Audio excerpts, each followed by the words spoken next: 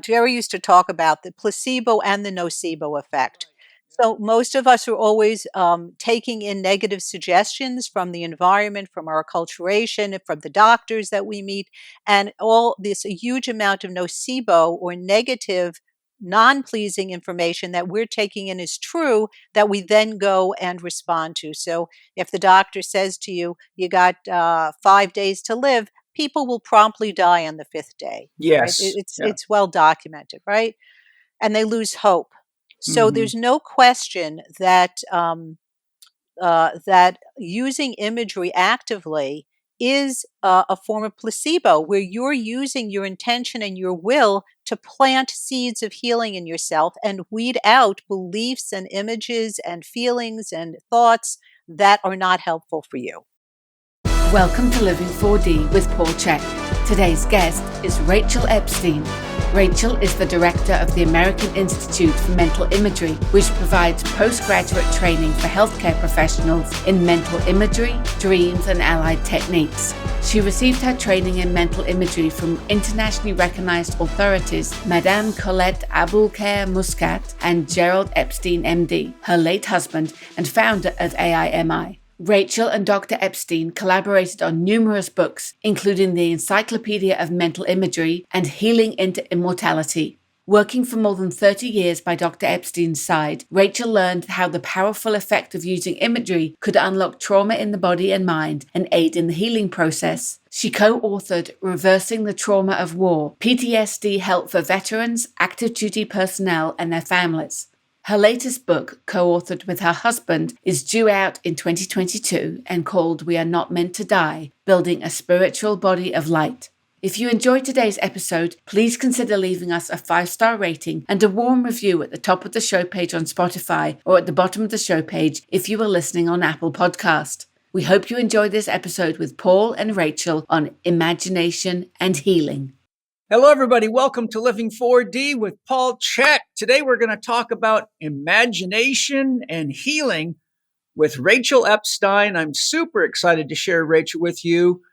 I've read a few of her books and her husband's books together. She will explain who her husband was. He was a pioneer in using visualization and imagination for healing. And I've really enjoyed my preparation time with Rachel. She's really an intelligent woman. She's taken me through several visualization practices, which were really amazing. And we're going to do some here today. So, Rachel, welcome. Hi, it's great to be with you. Rachel, just to start off with, why don't you give us the titles of your books that are available to people out there? So the first book I'd suggest for people is called Healing Visualizations, Creating Health Through Imagery. It's written by my husband, and it has over 70 imagery exercises for physical and emotional healing. Another book he wrote was Kabbalah for Inner Peace, which is for daily issues that you confront, finding a job, insomnia, pain issues. So it's just your sort of quotidian problems that you might have day to day, using imagery to help reverse those. And I recently published a book called Reversing the Trauma of War, and it was a book on using imagery for PTSD. And although the vignettes are for our war heroes, it really is applicable to anyone Yeah, that's the because one it's you really just sent about, me, right? it's really a stress reduction book, how we can handle the day, again, how to chip away at our hypervigilance and stress syndromes that we're experiencing now. So you could use it for all sorts of stress issues because the veterans have suffered all through them. They've suffered through driving issues, triggers of smells and sights. They've addictions, they've had depression, they've had grief, they've had isolation, they've had sexual abuse. So that's all contained in the book. Yeah, I looked through it. It was very well done. So that's a great recommendation for everybody. And, the other thing too is I think we might be getting into, there's a lot of PTSD that's come out of the whole pandemic issue. So it might be very helpful for people in that Absolutely. regard And as well. right. And there's some On my YouTube channel, which is called Dr. Jerry Epstein, you can also find COVID imagery exercises to feel protected from the virus, from other people, from catching it. And also on the website, I have a lot of COVID exercises. Great. And we're going to go through some today as well. Yes, I'm looking forward to it. Rachel, you and your husband, Jerry Epstein, who's an MD, have been leaders in the use of imagery for healing for quite some time. Can you share an overview of your developmental history and how you came to use mental imagery? Because I think that's interesting, and I like the listeners to kind of get a sense of connection to where the person that I'm sharing with is coming from. So I'll tell you where I came from. I came from an incredibly stable household and with a very, very Jewish background. So I really had a lot of training already in the Western spiritual tradition and was really a spiritual seeker from very young, and at the same time was very connected to nature. I had become an environmental conservation major when I was in college, although I never went forward with it.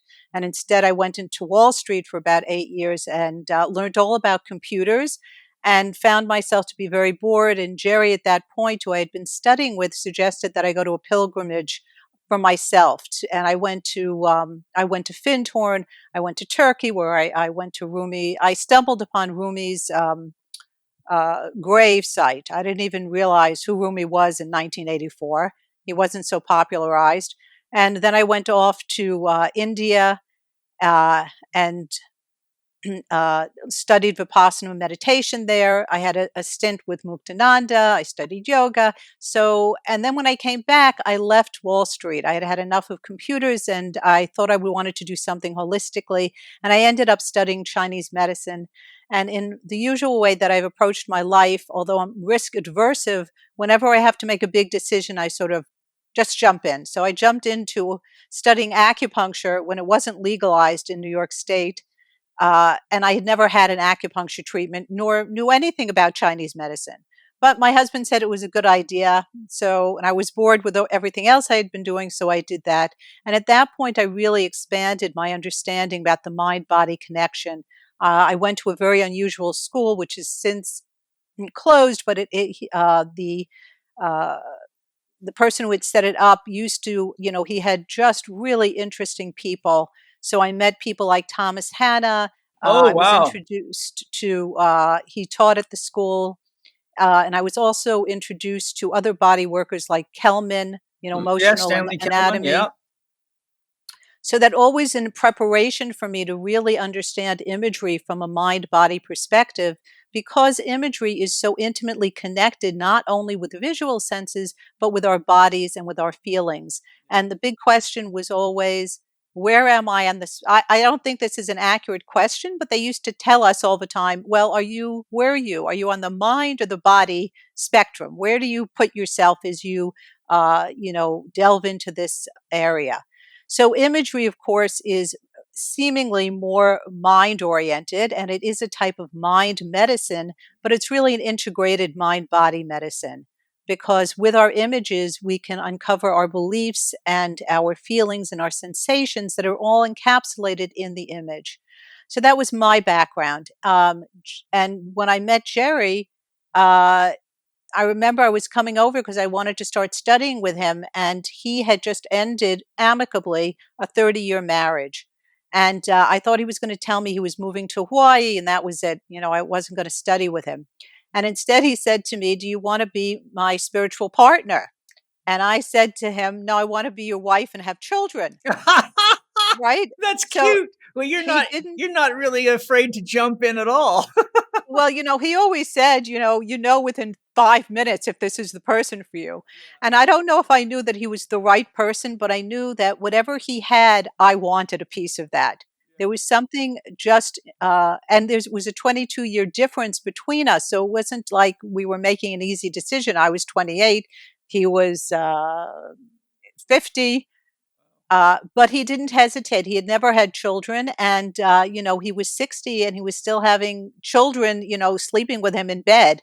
So it really showed just how incredibly adaptive he was. And I think that to be in the healing field, and if you want to heal, the key word is being able to adapt. Boy, do And I he know certainly that. showed that. Mona came when I was 54, and then Zoe came when I was 57, and so here I am 60 with little kids in bed. Ah, I don't have to go into it. Then you completely understand. Yeah, they really keep you younger, I think. I think they really do keep you younger and very flexible and really right on the cutting edge. Yeah, yeah, you learn to go with the flow and not take things too seriously, and certainly not to sweat the small stuff. Exactly. I think being an older parent actually has a lot of advantages that are really overlooked a lot. I came to work uh, yesterday at 4 o'clock in the morning, and when I reached to grab my door handle, it was covered in some kind of syrup, or so it was so sticky I had to peel my hand off, and I went, "Uh-oh, my kids have been over here with ice cream or something." And you know, it's just like you when I before my my first son's 42, so I kind of forgot all about all the uh, rigors, but the you learn you just got to let go of having everything clean, orderly, and perfect. And you know, my living room, which I used to love to just relax in at night, now looks like a bomb went off in it every day. So I just kind of move all the toys and the blankets and the bits of chewed up dog food and everything else aside, and just pretend I'm in my perfect, beautiful space. I think Jerry would have quite understood you. He always wanted to have a separate study, and he had an office, but he never got. He carved out a little, chair where he could write. And I remember he was editing a book in the 90s of his teacher's poetry, and the blues came. There were the sheets of the that you had to review. And my daughter, who was maybe, I don't know, 3, she came and she knocked a bottle of ink all over them. Oh And my. he just had to have that moment of not reacting. Yeah, So it's a very good spiritual practice to learning patience and adaptability and flexibility. absolutely. Rachel, can you share some examples or cases of where people have healed with imagery practices, and give us an idea how long it takes to get relief or benefits using healing imagery in various Sure. circumstances, just so people can have a So I'm sense gonna of it? gonna give you just a little story about Jerry because I didn't tell you, and how he came to be in this work of Yeah, imagery. please do. So he had been wanted to be a sports writer, but his mother didn't find that to be an acceptable career, and he was really pushed into medicine. So there were 2 doctors and 2 lawyers in his family. He had 4 boys, and he didn't really want to go into medicine, but he was very interested in psychiatry. So he capitulated and became a psychiatrist. And he went through a Freudian analysis for many, many years. And he became a Freudian analyst. And I think he was finding it quite boring. And he went to Israel with his then wife, who was an excellent writer. And she was interviewing different women after the Yom Kippur War in 1973, and they were both sitting in Zen. They had done a lot of spiritual searching. She was a very ardent seeker, and he also became an ardent seeker from her. So he was sitting in Zen, and he's walking out, and this young Frenchman comes up and says to him, "Oh, you're a psychiatrist. I was healed from a lifelong depression by an Algerian Jewish woman in 3 sessions." And my husband scoffed. How can you be healed of lifelong depression in 3 sessions? Uh, but he put it aside, and his wife was then came and said to him, "I'm going to interview this woman, and she's Algerian." And a voice in his head said, "Get up and go." And he went and he met Colette, who was this Algerian Jewish woman, who herself had helped orchestrate the response to the Nazis in North Africa. She had been one of the prime movers in that, in saving North Africa from Hitler, or at least Algeria. In any case, So he meets her, and she says to him, and he puts it together that this is the woman who this Frenchman had been cured by in 3 sessions from this lifelong depression. So he sits with her, and she's talking to him, and she's telling him that she uses this process called imagery, and he's remembering that Freud actually had an imagery session, and he used imagery to tell people how to relax. And he would tell people, go imagine yourself on a train going through, and you're looking at what's passing you by, all the landscape, and just describe it without filtering it. So Jerry said, okay, so, Freud did this. It must be okay. And then she said to him a non sequitur. She said, in what direction does a train go? And he's hemming and hawing. And he's thinking, well, some of them go mostly straight. Some go up a mountaintop. What does she want from me? And he's getting sweating. And he finally says, he makes a position. It goes forward. And then she said, well, what happens if you change the axis of the train?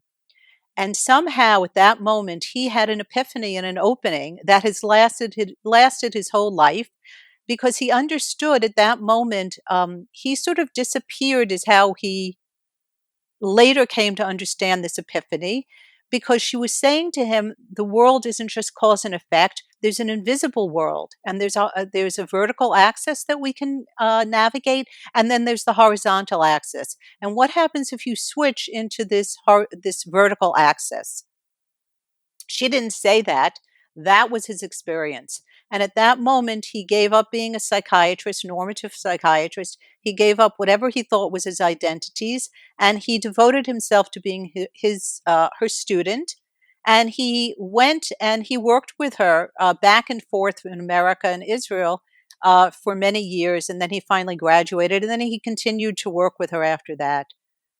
But this was a momentous thing about seeing that we live in two worlds. We live in this invisible world, and we live in the horizontal world. So you asked me, how long does it take to heal from a lifelong depression? For this Frenchman, only 3 sessions. She did her longer process, which was called waking dream, which was you take a dream and then you go back into the dream when you're awake, and you explore the dream. And it has very little intervention or scripting. It's a very freeing experience. And you discover what you need to discover in this storehouse consciousness, in this invisible realm that's now giving you information about what you need to heal, how to be creative, etc., how to transform self. So let me give you some other examples that I know. Jerry had an actor named Hyan Sel who came to work with him because he had prostate cancer. And they told him it was inoperable and you're going to die from this. And Jerry just did 1 session with him. And he was a good imager. And the guy and Jerry said, fine, go away, practice the imagery. And the man comes back, Hy comes back, and he says, my tests are normal, but I want to do more work. And Jerry says, what do you want to do more work from? You're fine. And that was it. And you can hear Hy and Sel speaking about his experience. I have it on our YouTube channel. Cool. So you can go back and hear that. And another man who had open heart surgery. And he also, they take, when they're doing open heart surgery, they take a vein or an artery from your leg and they put it into your heart. They graft it in. So he had a successful open heart surgery, but he came down with gangrene in the leg. And the doctor said to him, we're going to have to go and amputate because it's not healing. And Jerry had a wonderful student who at that point called up Jerry on Easter Sunday and said, look, I have this client, and can we do anything for him? And Jerry and she worked out an imagery exercise. She went and she gave it to him on Easter Sunday, which is a resurrective day, as we know. And he and his mother worked. And within a few days, they had reversed the condition. And it was and besides, no one wants to lose a leg, but he was a musician and he needed his leg, to stand up and do his work. So he reversed the gangrene and the circulation came back, and the doctors were astounded that they didn't need to amputate. So those were very quick.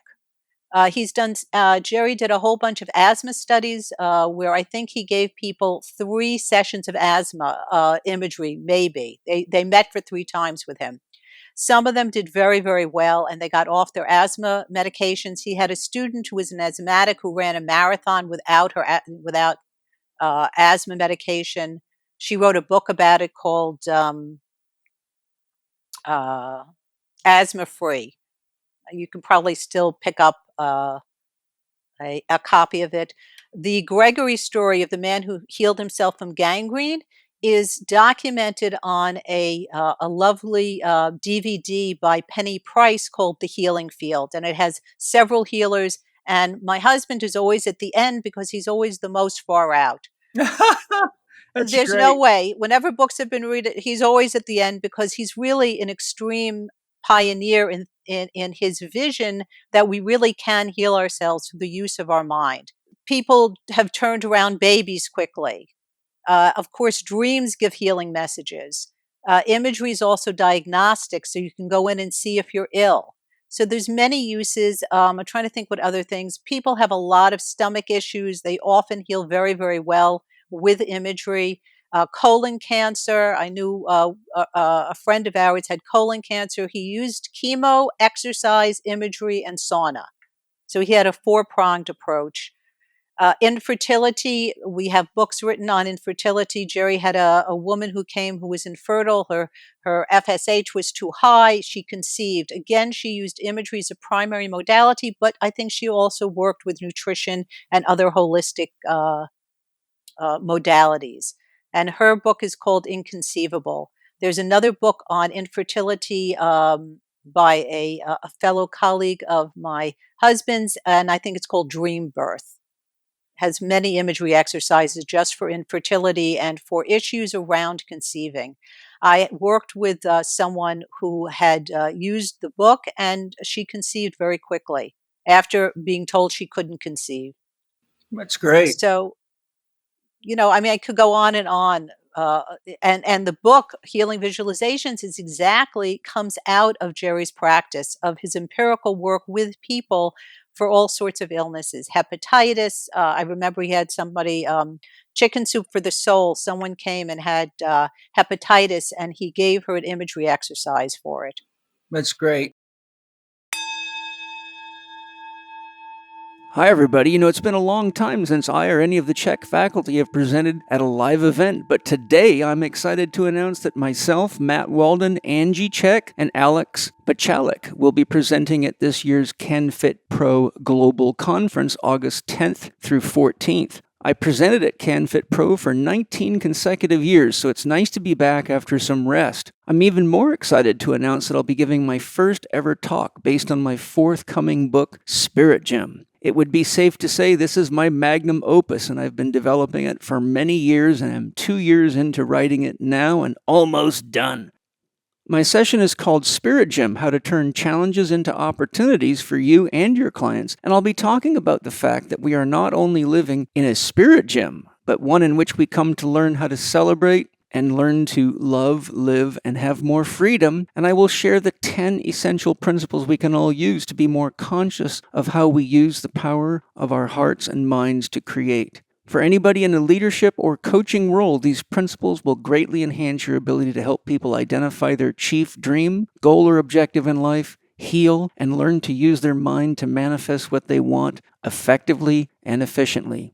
I'll be presenting Saturday, August the 13th from 10:30 a.m. to 12:30 p.m. And best of all, my presentation will be online so you can catch it no matter where you are. I suspect you'll find Spirit Gem fascinating, cutting edge, and highly practical in your lives and when supporting others in living the life they want. The Chek faculty will also be presenting some excellent sessions. My wife, Angie Chek, will be presenting 2 sessions, Burned Out, over 35 but ready to gain control, and Lifestyle Coaching for a New Era, the integration of holism and modern science. Both Angie's presentations will be on Friday, August the 12th. Our Global Head of Education, Matt Walden, will present the Next Level Training Pro, Advanced Prehab and Rehab in the Gym Environment on August 13th, and Breaking into Professional Sports Conditioning, How to Train Any Athlete in Any Sport on August the 14th. And finally, Alex Pachalik will be presenting the Chek approach to Swiss ball conditioning as a one-day live intensive on August the 10th. This intensive in particular is a fantastic introduction to my Swiss ball conditioning system, so I highly recommend you get to Toronto to take it. If you want to sign up, go to chekinstitute.com, that's chekinstitute.com/CanFitPro 2022. That's chekinstitute.com/CanFitPro 2022. Hope to see you all there. What do you think the connection is between the relationship between the placebo effect and the positive intention and use of visual imagery? Because it seems to me they're operating on the same psychophysical pathways, or mind, brain, body pathways. Because There's absolutely, we Jerry used to talk about the placebo and the nocebo effect. So most of us are always taking in negative suggestions from the environment, from our acculturation, from the doctors that we meet, and all this a huge amount of nocebo or negative, non-pleasing information that we're taking in is true that we then go and respond to. So if the doctor says to you, you got 5 days to live, people will promptly die on the fifth day, right? yes, yeah. It's well documented, right? And they lose hope. So Mhm. there's no question that that using imagery actively is a form of placebo, where you're using your intention and your will to plant seeds of healing in yourself and weed out beliefs and images and feelings and thoughts that are not helpful for you. And I think there's an even deeper level in the imaginal work where you go beyond the personal eye and you really access information from other realms of existence. But Absolutely. there's no question that placebo is at work in everything, everywhere. And the question is, why are we not studying the placebo effect instead of just saying it's Drug you know, deficiency. right, right, exactly.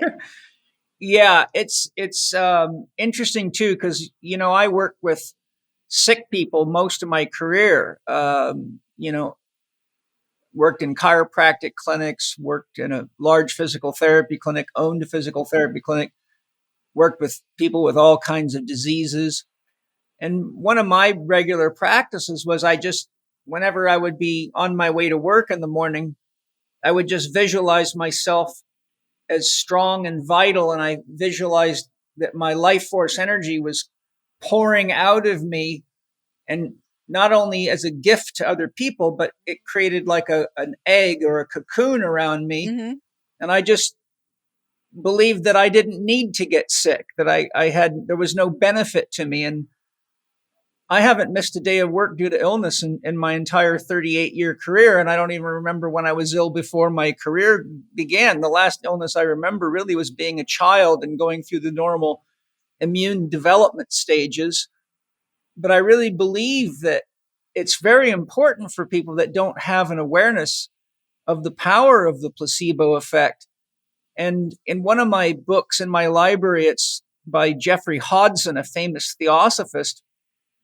He has quite a comprehensive section on the placebo effect, and he talks about an experiment that a doctor did that he knew, because the doctor was curious. He had learned about it from Jeffrey Hodson, and the doctor was very curious and wanted to run his own experiment. So he went home and he talked to his wife and said, I want to do this experiment with our son.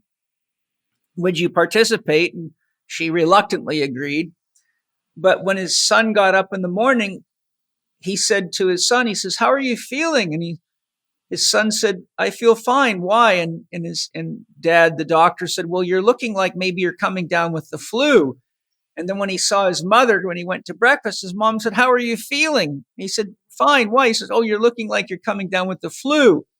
He'd also organized with the school teacher to do the same thing because he wanted to really test this. Uh-huh. And so when the kid went to school, the school teacher says, how are you doing today? He says, oh, I'm fine. Why? And the school teacher said, well, you look like you're coming down with the flu. And within a couple of hours, the kid started having all the symptoms of the flu and had to go home. And so then his father explained to him what was going on. And if I remember right, then it turned around. But it was just an interesting conversation in this book by Hodson, showing that, a doctor was willing to test it. And sure enough, he found out even on his own son that it did ultimately produce flu-like symptoms and result in the kid having to go home. And then when the kid learned the truth, it turned itself around again. And I bring this up, even though it wasn't really in our list of things to talk about, because with what's going on in the world today, there is just one nocebo bombardment after another, and people, they don't really have they don't really have very much discipline to determine what is or isn't the truth, and they just believe everything they see. But there's so much negative stuff on every level. It's no wonder there's so much depression and suicide and anxiety and drug abuse since the beginning of COVID. So I think hearing this is really an invitation to everybody to, create what you want in your mind and see your life as you want it. There's always trouble in the world, and there's always sick people in the world, and there always will be. That's just the nature of how consciousness unfolds itself. And if you think a negative thought or you have a fear, I always tell people, ask yourself what your dream is in that regard. Well, if my dream is to be healthy, then I take the negative thought, oh, you're going to get coronavirus. And I say, my dream is that I'm happy, healthy, and whole. Flip the thought over. I'm going to get coronavirus. I don't need coronavirus. I'm healthy. And energize that and fill yourself with the positive emotion. And you keep putting energy into the neural pathways that support your dream instead of falling into the repetitive behavior of telling yourself something bad's going to happen. And I think that's a basic skill that a lot of people don't get taught. I think you're absolutely right, because we're really not taught how our beliefs are manifesting as our experience. And I think before we return back to that, you said every day you went to work and you thought happy, I thought of it more like a tourist, that you're both, it's spiraling out and you're also spiraling that energy back in. Yeah. Like when you said it was an egg. Yeah. But when you spiraled that energy out, you also sent it out to all of the clients and patients that you saw, because you were seeding them with a new belief that you believed that it was possible for them to heal. Sure. And that's Absolutely. incredibly powerful, because often when people would come to, particularly when they're very, very ill, everybody has lost hope in their being able to reverse the situation. And here you are as an example. Of course, you can reverse it. Everything's possible. And it has tremendous power for other people. And sometimes I think the best therapists are those who can actually just reinforce hope and possibilities for change. And it doesn't matter really often exactly what the therapeutic model is. They'll all, work together to help a person heal, and they'll be attracted to the model that they most need or resonate with. So you said something else about reversing, that people need, and this is a fundamental issue, I think, with all healing, is they have to reverse the conditioning that they've been exposed to. And imagery is a reversing system. So just as you reverse a constricted muscle, but sometimes you first go and you contract it and then Yeah. you expand it, so we do that with imagery. You go first inward and to the point of where the difficulty is, and then from there, you reverse the situation through an image which embodies all of our sensations, beliefs, our thoughts, etc. That's great. Yeah. The other thing you mentioned to me that was, I had a teacher who said, if you don't want to be depressed, stop reading the news, because all the news does is reinforces everything you've read before. There's nothing new in the news. What we're going through in America is not different than what's happened all through history. Yes. It's just a repetition of the will to power versus the will to love, a sense, the small self versus the large self. It's all the same. So reading the news is not helpful, and seeing, as you asked me, negative images and surrounding yourself with negative people and negative images is harmful to your health. It can be. Yes. Uh, Years ago, when I worked in a large physical therapy clinic, almost every morning they were talking about what was in the news, and they would often be surprised that I was unaware of what was going Right. on in the news. And Right. they said, "Why don't you watch the news?" I said, "Because if there's anything really important that's actually happening in the world, it'll only take about 5 minutes before you or somebody else walks up to tell me about it." Right. That's So, terrific. the, Right. the news, real news always spreads fast. Like if someone's house is on fire, somebody dies, your phone will ring, somebody will tell you. You made me think of something. I gave a workshop this weekend on power animals and spirit guides, and Angie did a day of nature shamanism. Hmm. And I was talking to the students, and someone was asking me, how did you develop all this stuff? And one thing led to another. But I said to them, I've been doing this for 38 years. And when I reached a certain point in my career where I developed what is now the curriculum of the Chek Institute, I pondered how it was that I ever got anybody healthy as their therapist when I was a young, 22-year-old beginner. And I said, but when I look back on it, it's just that I had so much love and passion for Right. helping people. I think I just infected people with it, and it compensated for my lack of skill. And I think that there's a lot of truth to that. I think that's incredibly true. I remember being in an acupuncture clinic, and sometimes, these new acupuncture students who really didn't know what they were quite doing were more successful because they were really present with the person. Yes. They were actually listening in a new way, and they were so enthusiastic. Beginners, it's like the beginner's mind. Yes. You had that beginner's mind and that love quality. Yes, which is powerful. Um, Rachel, people like you and I that work with visual imagery know the imagination is real. Some experts distinguish between the imaginal and the imaginary.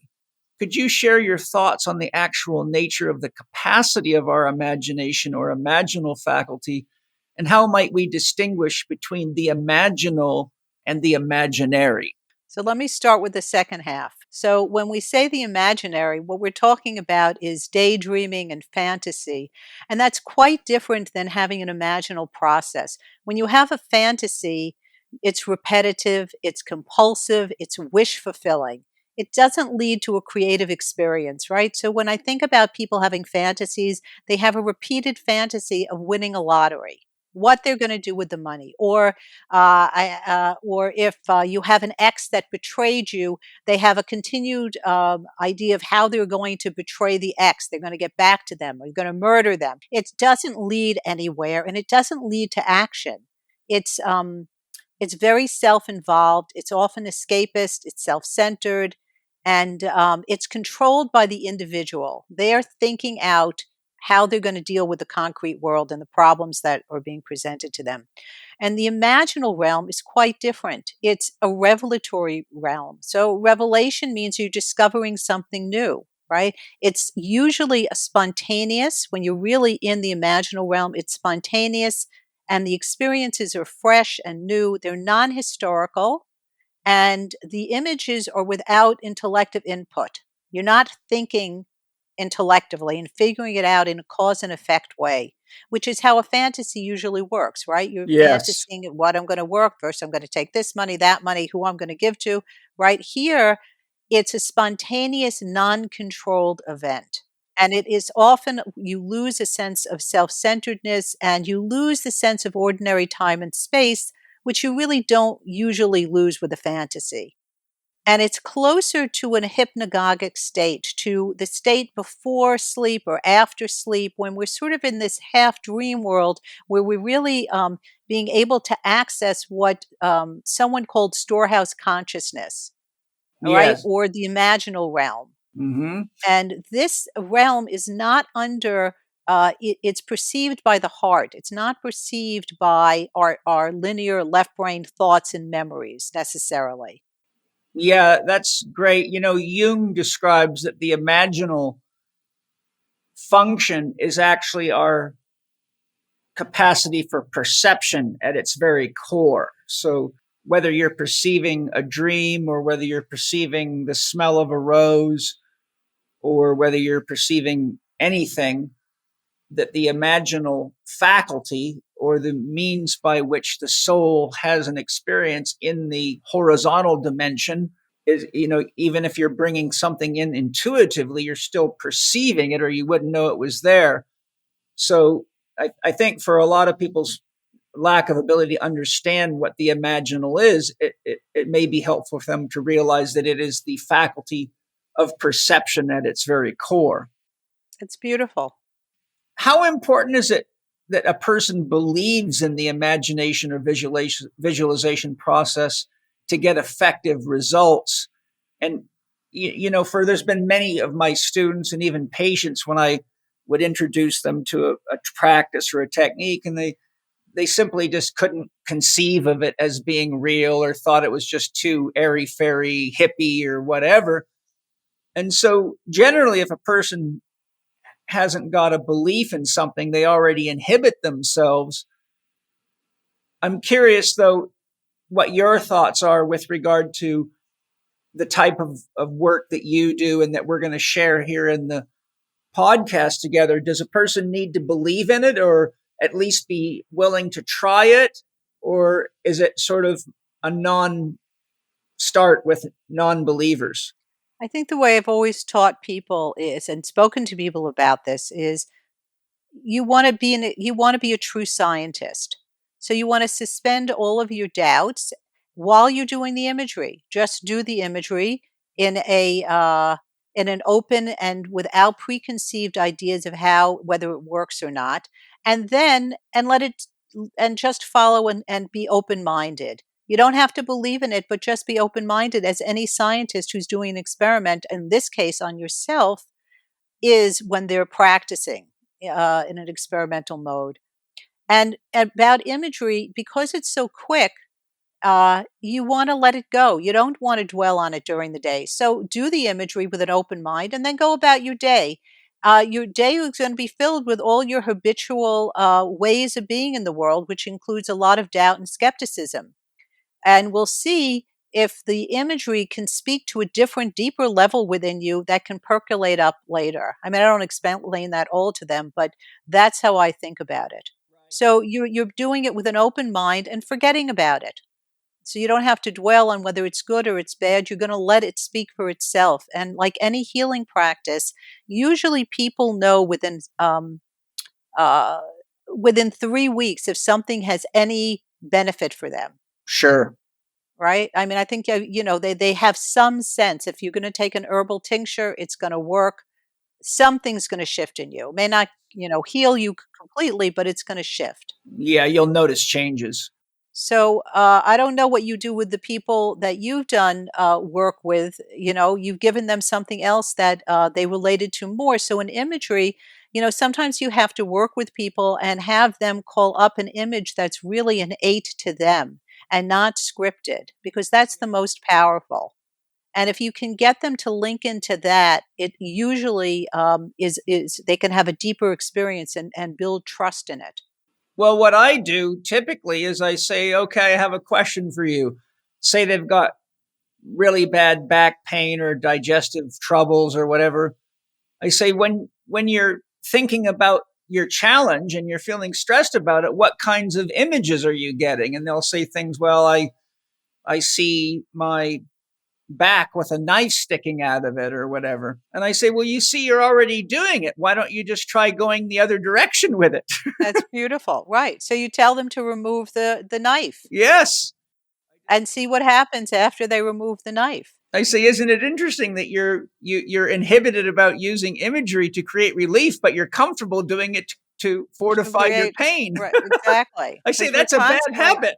Right, that's right. That's a bad habit. I think also with any healing process, there's also a point where they have to see that there's a social context for the illness itself, or for the bad habit, or for the bad eating habit, whatever it is that you're working with. So it's very helpful to work with the imagery, and then also, as you know, to work with the other issues that are leading, that are cofactors in this. Yeah, of course, yes, and that's one of the reasons it takes me 4 years to train people, because there's a lot of pathways to get to the actual etiology. You have to really, look at a lot of things from Right. developmental You have trauma to to, look up source instead of looking just at the problem, which I think is what you've done with this nice program of the 4 doctors. yeah.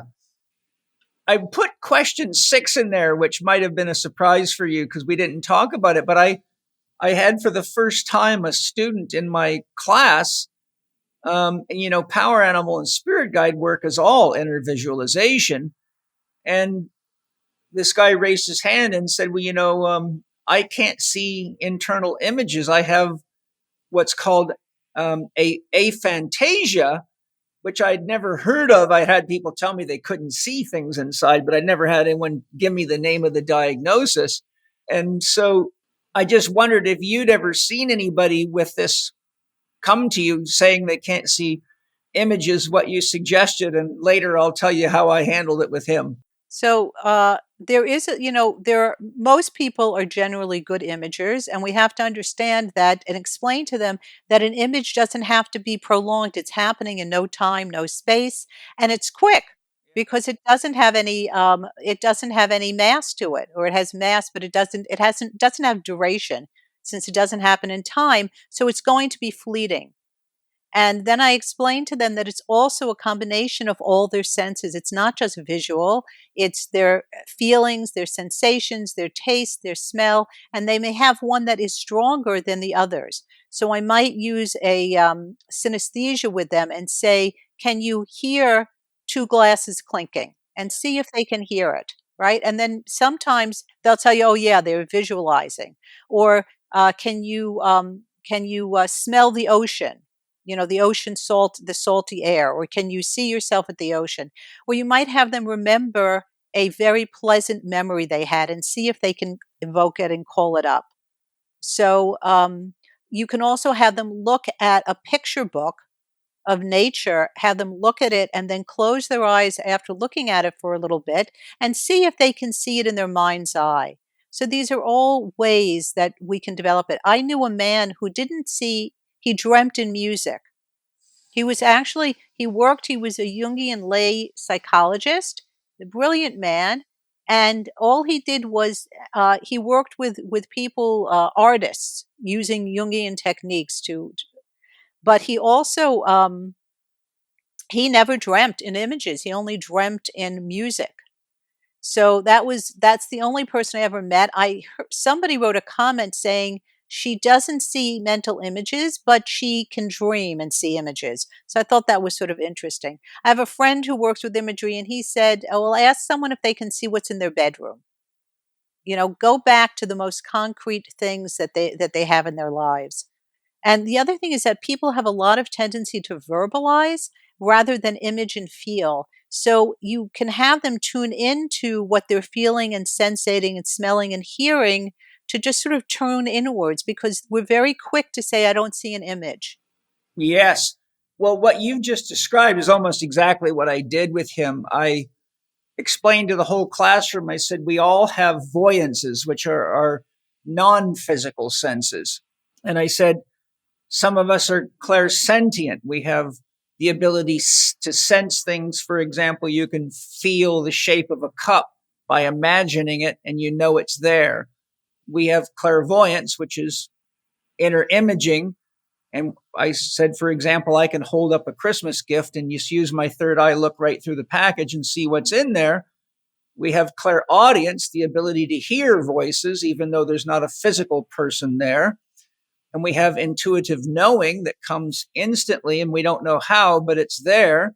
So I asked him, I said, what is the one that works best for you? And I think he said intuitive knowing was his. Right.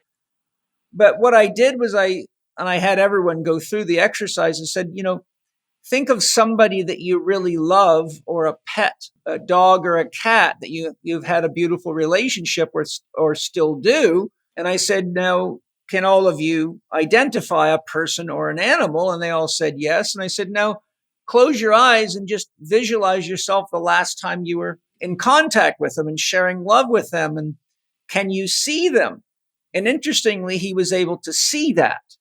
So, I said, I think part of it is that some of us are afraid to see our thoughts. Exactly. They're anxious. Yeah. So I said to him, work with the senses you have, but when we're doing this power animal and spirit guide retrieval, pay attention to whether you smell an animal or whether you hear an animal or whether you feel it next to you or sense it next to you. And then once you sense or feel or somehow know it's there, then just direct your consciousness to say, what is it? And look at it without thinking about the fact that you're in the imaginal realm. Mm. Just like if you felt a dog bump up against your leg, but you didn't know it was a dog, you'd turn and say, oh, it's a dog. And so he was able to actually make some decent progress, which was exciting. But I just thought I would ask you because I wondered if you'd run across that. Right, and there are always people who are not good imagers, and as I said, one of the best ways of which you're already doing is to connect them to nature, because that's the easiest entree point for most people to get into an imaginal situation. The more abstract it is, or if it has biblical imagery, or religious, spiritual, can be more problematic. But nature and the elements, and the six direct, those are all things people know about. We're taking their outside world and we're turning it inward now for them to make these discoveries. So you did that beautifully with him, because really the totem animals are it's embodiments of nature and Yes, exactly. And within our own DNA. Hi, everybody. I hope you're enjoying the show. I imagine you know that magnesium is one of the minerals that people in North America are the most deficient in, but it's an extremely important mineral to have in your diet regularly. And believe it or not, Bioptimizers has improved what was already well known to be the best magnesium formula out there called Magnesium Breakthrough. So I've got Wade Lightheart with me to explain what it is they've done to improve this already excellent formula. Wade, what is new about your new Mag Breakthrough formula?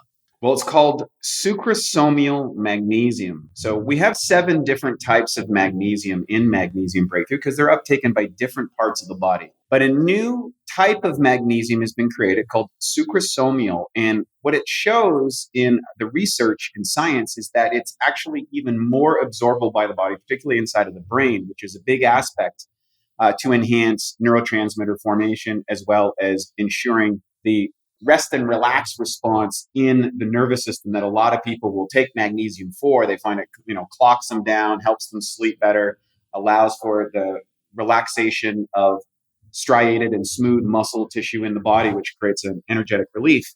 And so when we added sucrosomial, we were able to demonstrate inside our lab facility that we were able to get better improvements. Of course, we have a partnership with the Birch International University. We have some patents we're working on, which will kind of relay some of these things. But sucrosomial was a no-brainer when we added to the formula, improved the results or improved the uptake. And the reports back from our testing team were like, wow, we get more results with less caps. And that's always the goal for our company. That's excellent. I love it. I always say, and people have probably heard me say it before, I just am so amazed how you guys are constantly and always improving and working your best to not only make better products for us, but it doesn't seem to me that it gets more expensive as you make them better. So that's a real gift to the world. Thank you. Where can people get their new Magnesium Breakthrough formula? All they need to do is go to www.magbreakthrough.com/living4D. Put in Paul 10, get 10% discount on your first bottle. And of course, if you order multiple bottles, you can get an extensive discount on that as well. And like everything else we sell, 365-day money-back guarantee.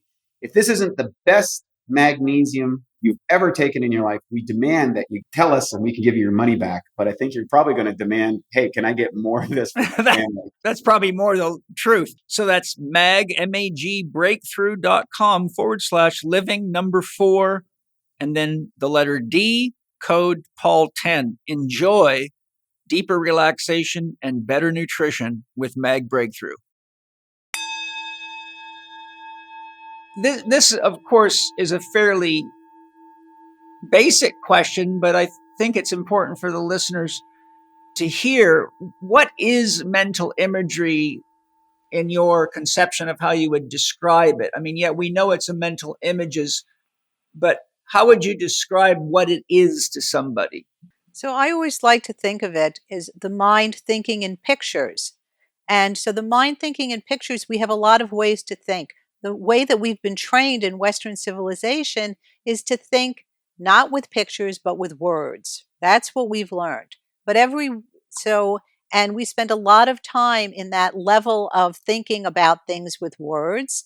And here we're switching over from, let's say, what science likes to call the left brain mode of being into the right brain, which thinks holistically. It sees things in picture form and it doesn't see in cause and effect. Words have to be in cause and effect. They happen in time. There's a linear quality.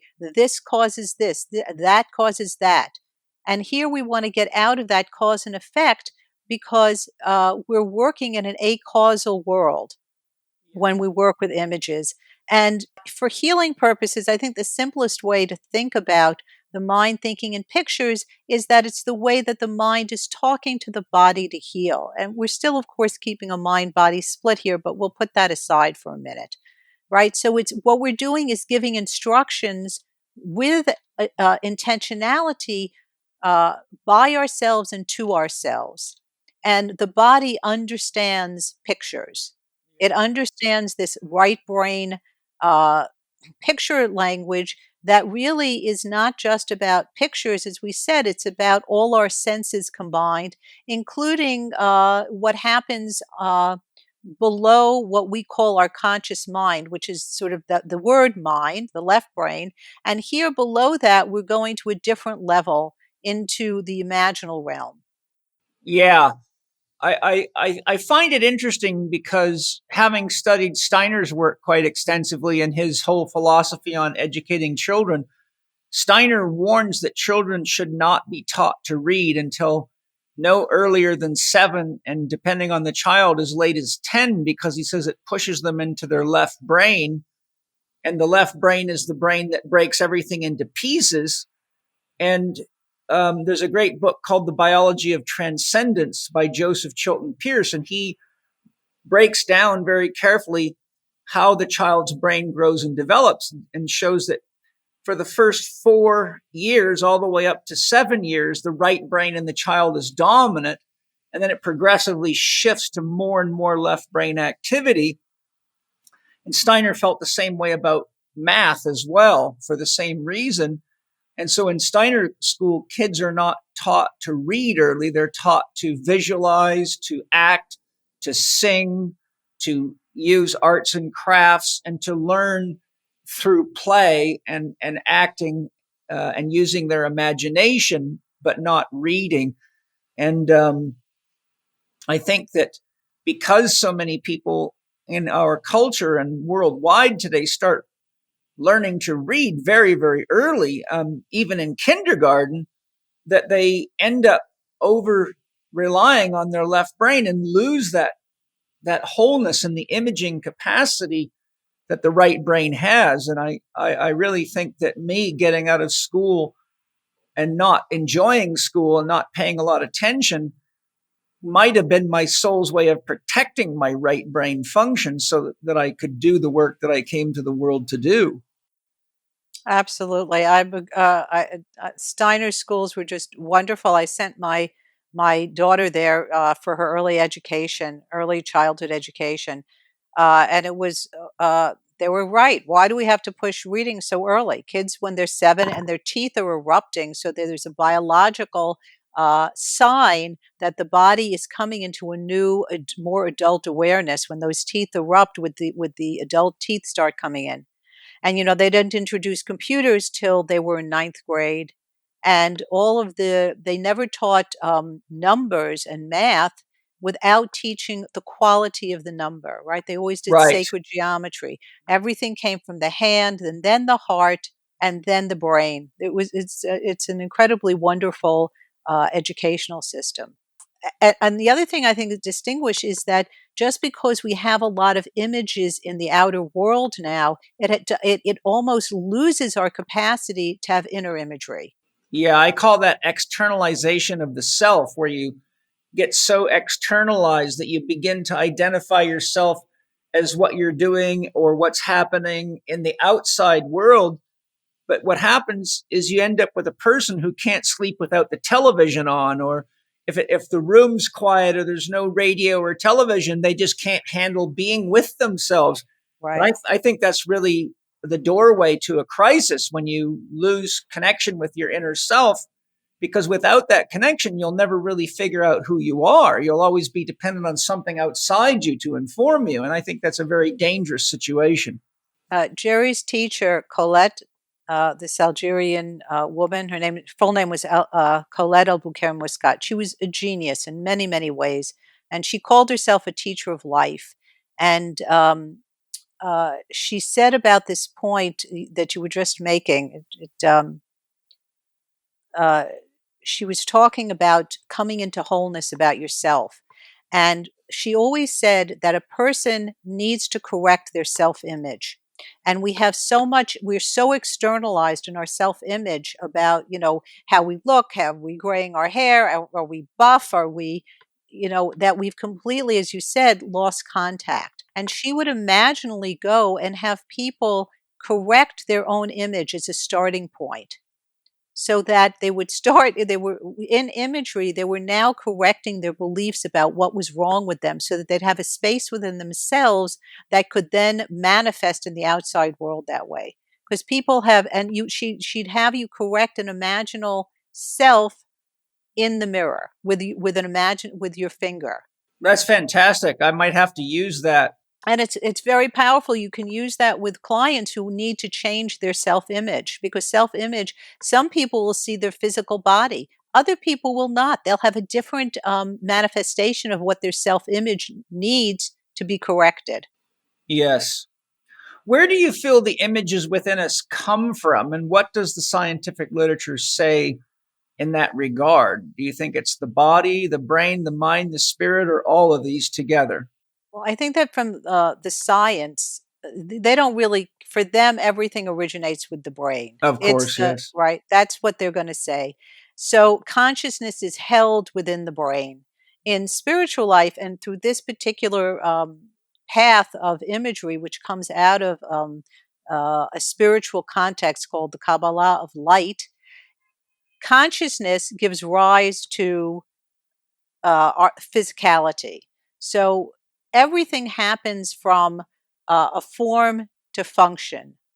Form follows function. Yes, that's So that Wolf's means Law. that right. It's whose law? Wolf's Law. Oh, I don't know Wolf's law, but that's interesting. You'll have You to tell do me know it. Wolf's You law. just said it. Right, that manifestation, materiality, comes from this invisible realm and then comes into materiality. So from my point of view, do I know where an image comes from? I think imagery, from the way I've been taught, comes from outside, from this imaginal realm, from this consciousness, whether it's our consciousness or it's super consciousness, and comes into us, and the brain interprets it. Now, of course, the brain and the body are intimately connected, and the brain and the body also takes it in. So when trauma happens from the outside, it's the body and the brain. We all work together. So this idea that there's a body-mind split really is not helpful. Yes, and even the term outside's a bit tricky. And I take my students through a little exercise to make a point that relates directly to this. I say, here's an exercise. I want a thought exercise. Write down what percentage of what you think you are is made of water. And they write it down. I go, what percentage of you is air? What percentage of you is earth, something solid, bones, tissue, not the water, not the air, but something solid? What percentage of you is fire or metabolic energy? And then they write it all down. And I say, okay, but isn't it interesting that you are writing about it? And I say, Right. if you hold your hand up and look at it, and I say, what are you looking at? What do you say to me? You say, my hand. I say, so you're in possession of the hand. And you say, my body. And you look at that, and I say, now, if you get rid of all those elements, where are you? And they sit there and look at me kind of stunned. And then most of them figure it out. They go, Well, I guess I must be everywhere and nowhere. I said, fantastic. That's what non locality is. Point being is it seems like the image is coming from outside of our brain, but the reality of it is what we are is everywhere and nowhere simultaneously, which is just real hard for people to grapple. So I say, well, guess what? Where do you think the radio station is that's coming through your radio? It's everywhere at once. Where's the television station? It's everywhere. So, you got to get away from this causal concept of the dominoes hitting each other and realize life is a lot more mysterious, and where your images are coming from, they perceive to be rising in your brain, but your brain's tuning into a signal. Just you don't knock a hole in your television to see if you can find Paul Newman or Bridget Bardot or Hmm. your favorite actor in there. It's coming from a signal, but that signal is everywhere. That's beautiful. That already is very advanced for most people. Most people, it's enough to tell them to disidentify with being, that they're their body, or in most cases, because I deal with so many ill people, that they're their illness. Because as soon as you get diagnosed, you become an illness. Yes. So you would want to dispossess yourself first of all the things that you think you are, and then from that, then as you said, from you want non-locality is the ultimate detachment from what we think of ourselves. Well, the other thing about non locality is when you really understand that that's the nature of the soul, you're always home. Exactly, you're, you're, exactly. you're never lost. You're always home. And for people that believe in God and think God's out there, I say, guess what? What do you think created your soul? And whatever you think's out there is in here. So you don't have to have this second person relationship or third person relationship with God. There's it's as as a lot of the masters say, God is closer than your breath. Right, it's beautiful. Yeah. How can we use mental imagery in our life, as if you want to just some of the ways we've already talked about, but is there anything else you'd like to add to that? So I think that people usually come to me with three requests. Either they want to get something immediately that they need in their health, or they're healing from a physical illness or an emotional turmoil or relationship or some sort of deconditioning they want to do. They want to obtain something that they need. And then there are other people who come in, who uh, and this deconditioning can be things not only physical, emotional. It can also be correcting long, memories and trauma. Or and then there's a whole bunch of other people who just want to explore. They have everything they need in life, right? But they're not satisfied, so they come looking for a new direction in life. And then there are people who just come in and they want to use imagery for spiritual healing. So you can use it for everyday things, for sort of personal transformation, or for really, accessing that non locality and really getting in touch with that. Yes. It's interesting too because I'm a remote viewer, and when I remote view, it's it's sort of like a reversal of the imaging process where, like, if you were to guiding me through an imaging exercise, I would be following your voice and the images would be rising up based on the cues. But when I remote view, I don't know what I'm going to see. So I just empty my mind and see what rises, like I'm looking into a mirror, but there's nothing else around. And all of a sudden the image arises on the mirror. And so it's kind of interesting how the imaging process can either be inner directed or it can be purely feminine, purely receptive. Hmm. I don't know if you know Ingo Of Swan, but course, yeah.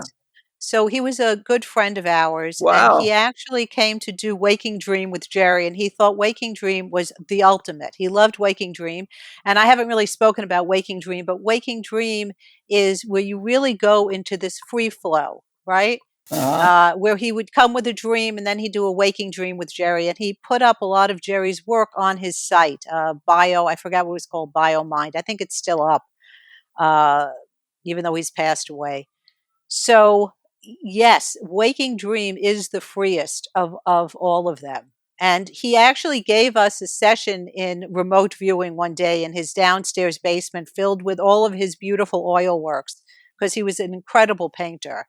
I don't Yeah, know I if you've saw. ever seen his cosmic consciousness painting, but it's just, this triptych he did of, the beginnings of life, I like the haven't. Big Bang. I may have. I've seen some books that showed a few of his paintings. He's in almost every remote viewing book there is. So Right, right, right. So, anyhow, so he did, right. I remember him teaching us how to remote view, and you really had to let go and relax into it and stop having you had to push away any preconceived ideas and have faith that whatever you found was okay, even if you found nothing, because that has to also be okay with us. yes, yeah, that's fantastic. So that's beautiful that you did that work with him. And I also studied another work that also had this idea. I don't know if you ever heard of it, Avatar.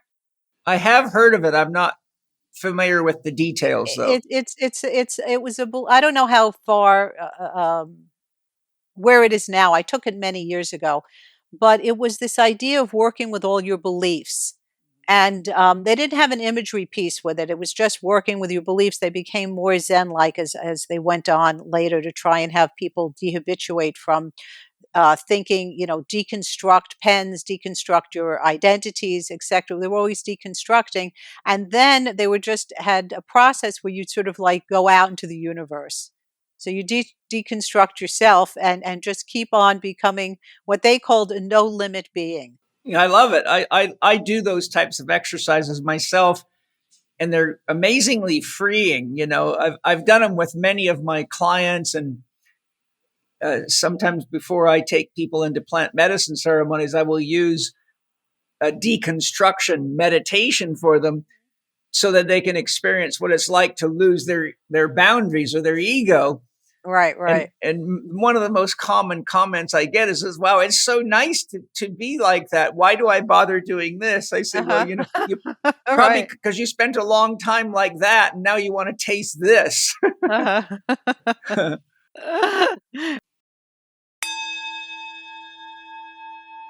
Hi, everybody. I'm not sure how familiar you are with minerals and trace minerals, but minerals are important to our body for many, many functions, and minerals and trace minerals also help regulate our hormonal system.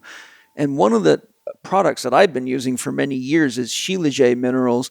But when I got a hold of Chervine's Shilajit from Symbiotica, it was a total notch above anything I've ever tried. So I've got Chervine here to tell us what's special about his Shilajit and how to use it. Shilajit is, you can pronounce it any way you want. I like Shilajit. It makes me want to dance a little bit, because the actual product makes me want to dance. Good. I take it on the rise. It's at the center point of Ayurveda. It's a collection of fulvic minerals, soil, decomposition of plant material. So you're getting all the minerals, and you're getting it the way Mother Earth provided it and the way we can absorb it. And so the way I look at that, it's instant energy, and it reduces acidosis across the body. So if you want to reduce and chelate acids out of the body, Shilajit is pretty much the answer and the solution to that. And, it's probably our best seller right now. Everybody's, doing rituals with it on the rise, and they're using it throughout the day. It makes for a really good, tonic. It's delicious. Once your body starts getting acclimated to it, the flavor starts to kick in. And, if you're a coffee drinker, if you're a matcha drinker, if you're a tea drinker, this is a really good balancer to keep your body nourished of what you need, because most people drinking coffee, they're pouring acids and onto an already acidic body. This is a good way to balance that out through the minerals. And if you're not eating certified organic food from good soils, you're eating mineral deficient food. And the minerals in Shilajit are very important for our skin, our nails, and our hair, which a lot of people have problems with. So I think this is a great product across the board for anybody. And our jing, right? So we are mineral deficient. Yeah. Our foods have been dilapidated, right? It's Yes. like frankenfoods, right? Shilajit is mineralizing you to the blood, to the bone. And if you're a man, you're really going to feel it. Let me tell you. Yeah, well, good. I'm sure the women will like that. So get your jing with your Shilajit. And jing, that means your juice, your life force, boys. And the nice thing about Shilajit is it does not take much at all. No. A serving is tiny. It's very potent stuff. So it's not like you have to use a lot. It'll last you for quite a while. So go to Symbiotica, Symbiotika.com, and on checkout to get your 15% discount, use the code CHEK15 in all caps, capital C, capital H, capital E, capital K, 15. And remember, check out all their other products because your discount works right across the board. Enjoy. Rachel, imagery is obviously very cost effective, and we can all do it on our own inner laboratory, which is a beautiful term that you use. I think it's excellent. Would you mind taking us through one of your favorite imagination exercises so we can have an experience of the process together? And if you're driving, just listen and do it when you're not driving. All right. So what I thought I'd do is just do a very simple exercise to start with, uh, and not do such a longer exercise. Now remember, these are scripted, but the idea is to let yourself go. And if you don't follow my script, that's fine. You want to go and do what's natural to you. So I thought we would just start with one called "Swallowing the Rainbow." It's also used for the Dr. Happy imagery, but it's very simple, and it speaks to where people are now with COVID because they're so tied up in feeling distressed and worn out. And this is just like a pick me up without having to go all the way out into the universe. We're just picking up some of the vibrations of the universes. I like that because the name of our property is Rainbow. Oh, really? Perfect. It's called Rainbow Hills, and we live in Rainbow, California. Oh, wow. Did you pick it based on the rainbow? No, we were just shocked that when we found the house, this section of Fallbrook is called Rainbow, and our water district is called the Rainbow Water District. Uh-huh. And as we were approaching the property, at the beginning of the property is a stone wall, and it says Rainbow Hills, and that's been the name of the property since it was built in '95. So we just knew we were home.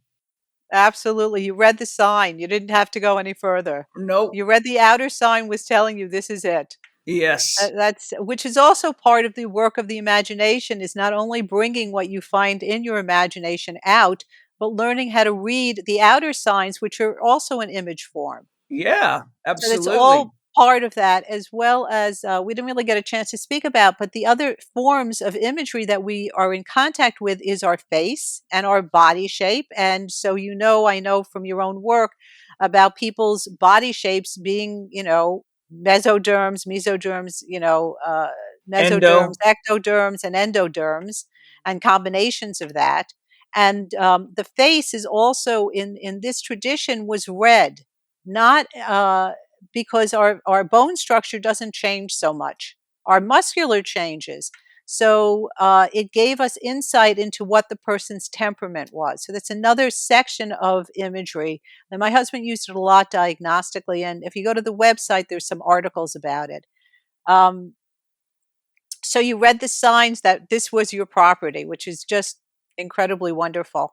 Before I give you the imagery, I just want to say I'm reading a book by a Steinerite. I think he's from Holland, and he talked about the rainbow as having been the seven chakras, and that early in the way that Steiner perceived it, which I hadn't understood, was that the chakras were outside of ourselves, and in early, in like Atlantis, we were sort of diffused, and we came down into more and more bodily formed, more and more materiality, and the chakras then became very tightly woven with the soul within us. And we became less clairvoyant as a result, a lot of Exactly. us. Yeah. So I thought that was just sort of interesting how he connected the rainbow to the chakras, but we're doing that. It's on your property, so it's the right exercise to do. Yeah, let's do it. Okay, so this is called Swallowing the Rainbow, and the intention is to relieve depression connected with feelings of hopelessness and isolation, or to just internally shift your mood. So you're not connected to, whether it's connected to inside circumstances or outside circumstances. So how we image in this system is that things are pretty quick. So we just close our eyes and sit up straight, but a relaxed straight, not, military straight. And now you're going to start with an out breath. So start with a long out breath through the mouth and a normal inhalation through the nose. And again, a long out breath through the mouth, letting go of the fatigue and any thoughts you're having and any toxins, just letting it go out of you. And then breathing in again through the nose. And then another long, slow exhalation through the mouth. And on your next exhalation, imagine you're swallowing a rainbow. What do you sense and feel?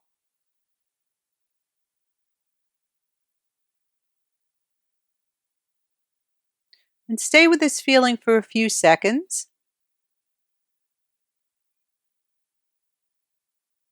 And then when you're ready, breathe out and open your eyes.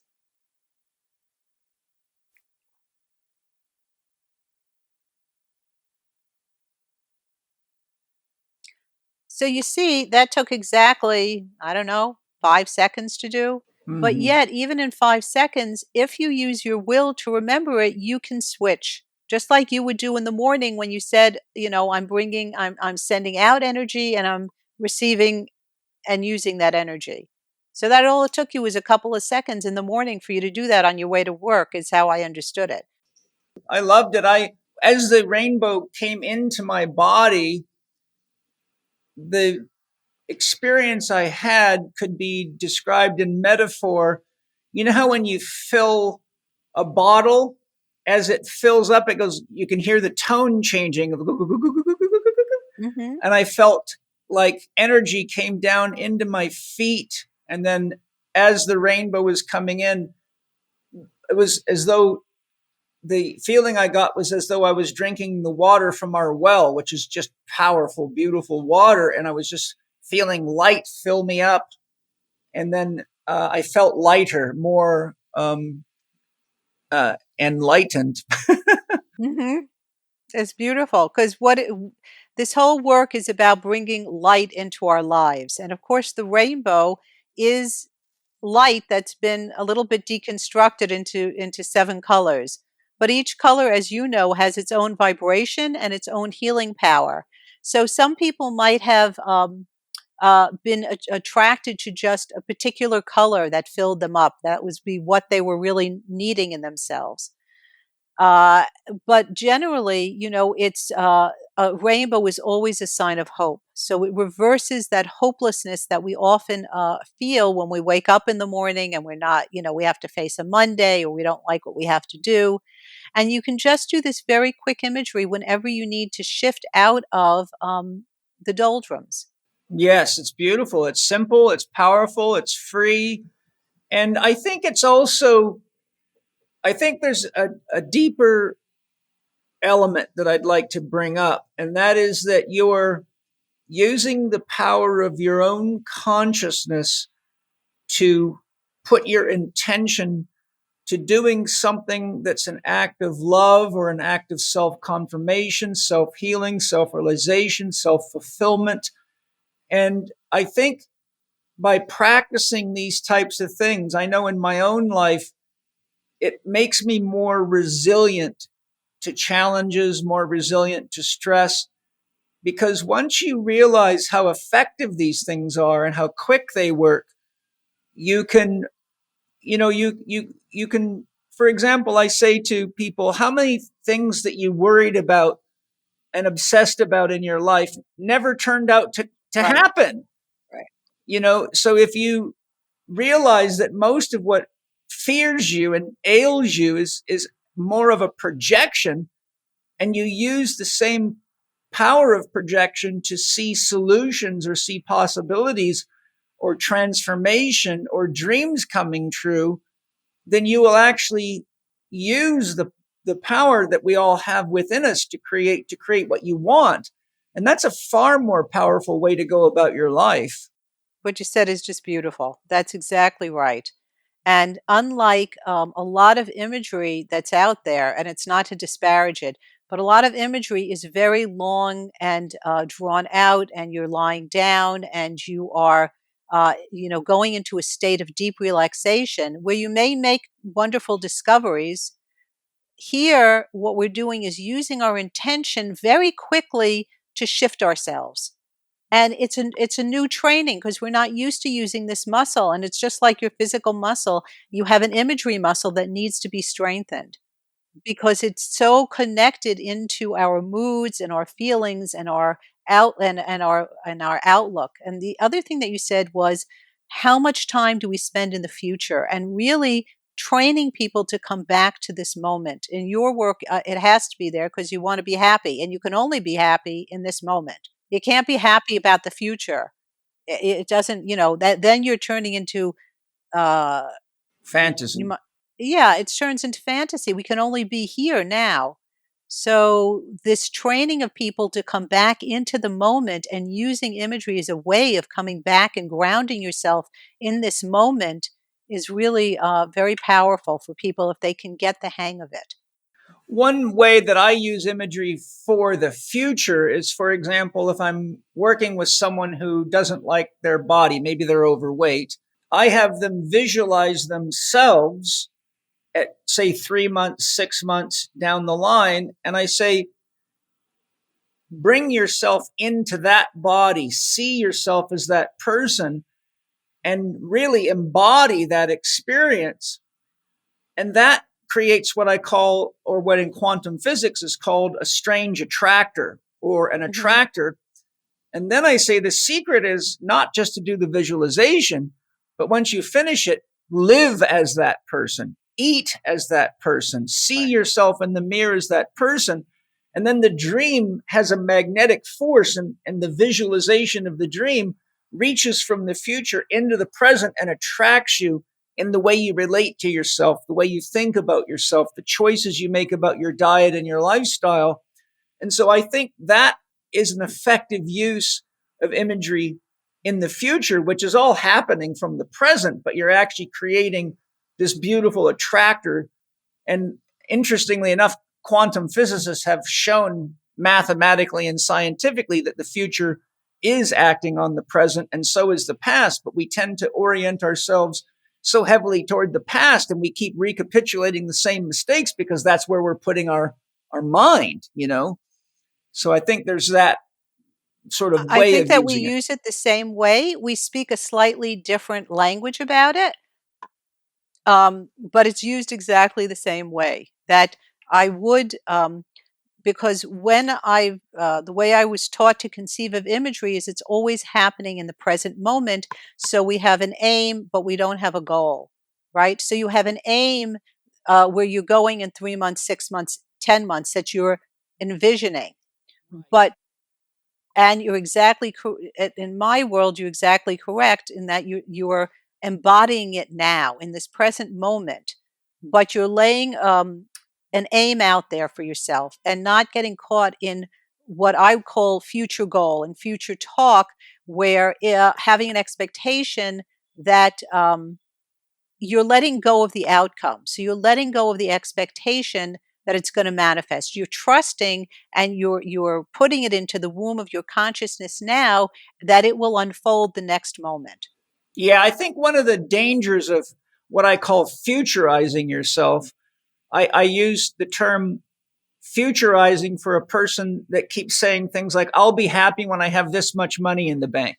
I'll be happy Exactly. when I look this way. I'll be happy when I am finally married, because people don't realize that's just not the reality of how it works. Or I call pasteurizing.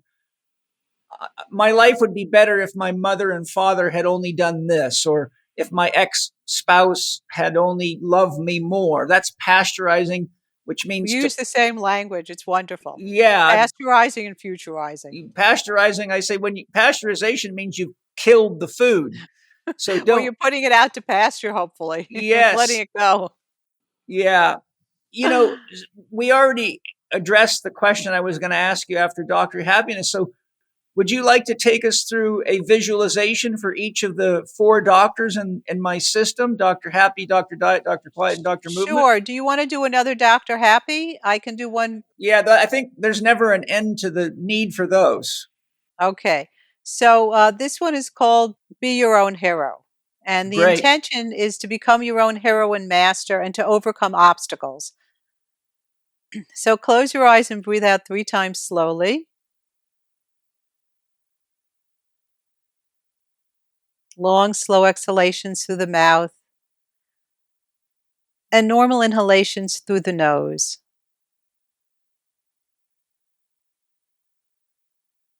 And just establish a natural pattern of breathing where you're becoming more relaxed and turning your senses inward.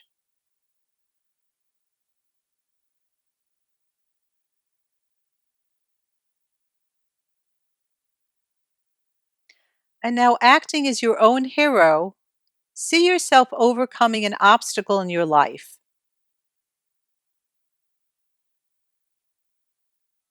See the obstacle dissolving into smoke and disappearing.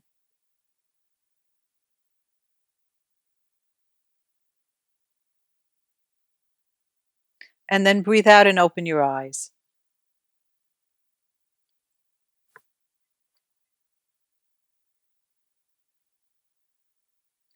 That was good.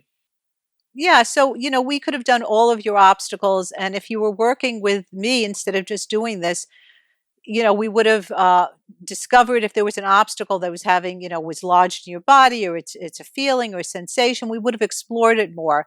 But in these small scripted things, you sort of get your hit, and you learn how to then go. I think by doing a lot of imagery, really learning how to create your own imagery. And the other thing is, I think that you already know this. We didn't discuss it, but you can just use your own language to discover where you're stuck. Right. So I have another one called "Blowing Away the Dark Clouds" because people speak in vernacular. They're speaking in images all the time, but we're not trained to see us as speaking in images. But people often say, "I have a dark cloud over my head," and then you would just have the person blow it away to the left. And I was going to ask you why the left. Is that because that's the feminine side? In the system, it is the feminine side in a lot of systems, but I think that it's generally most people are right-handed, and the left tends to be the past, and the right tends to be the future. Okay, that's Now, interesting. if you're really left-hand dominant, you may find that the the future feels more left-handed. Mm-hmm. So you'd have to discover for yourself.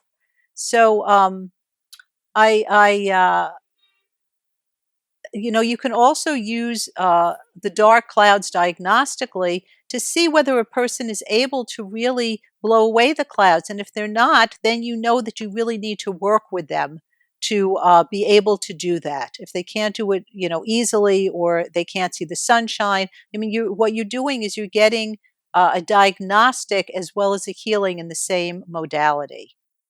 I find that situation arises in people that have what is classically referred to as illness behavior, which happens quite often when someone's had chronic pain or dysfunction for so long they don't know who they would be without it.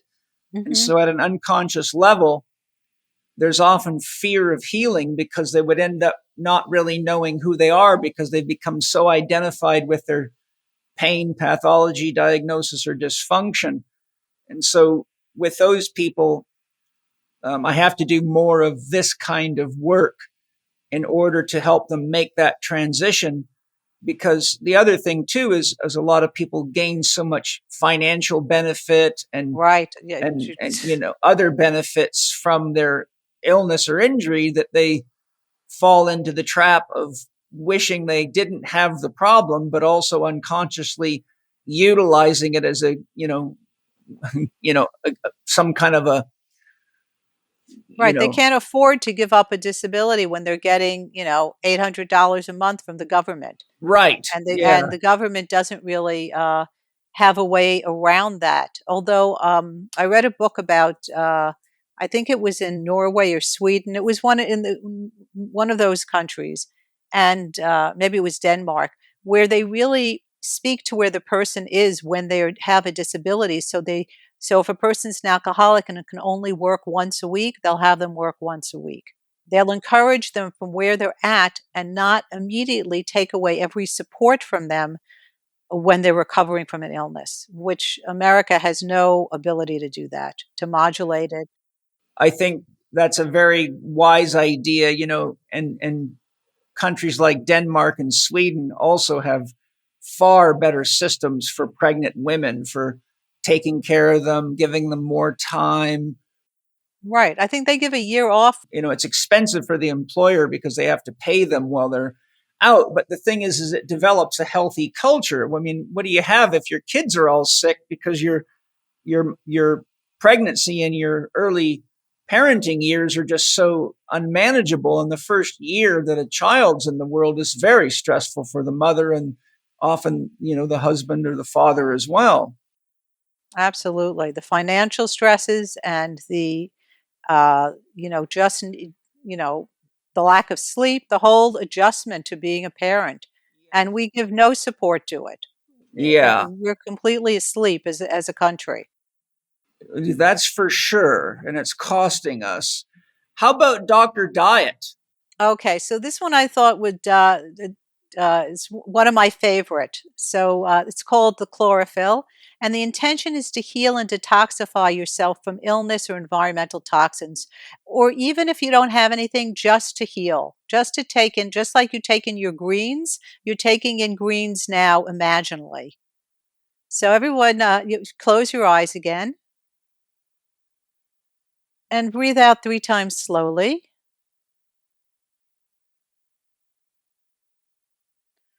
And with those long exhalations, you can see all that you don't need coming out of you as gray smoke and wafting away from you. And as you breathe in, you're breathing in the blue golden light that surrounds us all the time. And on your next exhalation, see, sense, and feel yourself entering your own inner garden. So open the gate and go to the center of the garden where there's a tree planted. And sit down and put your back against the tree and feel your feet on the ground and sense your toes and fingers becoming long and rooting down in the earth.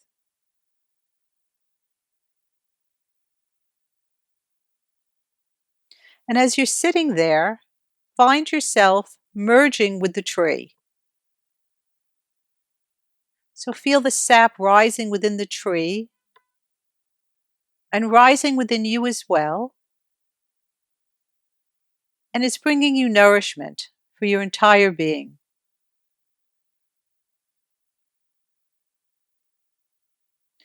And now see, this tree is full of very florid leaves. They're flourishing leaves, big leaves, and the branches are thick and strong. And these leaves are pouring chlorophyll into your system. And it's coming in through all the pores of your skin and through everywhere, through your scalp, your face, your chest, your abdomen,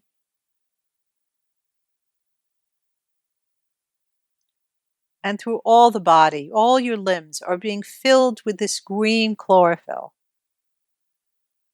And as the chlorophyll is streaming from top to bottom throughout your body, it's absorbing all the toxins, inflammation,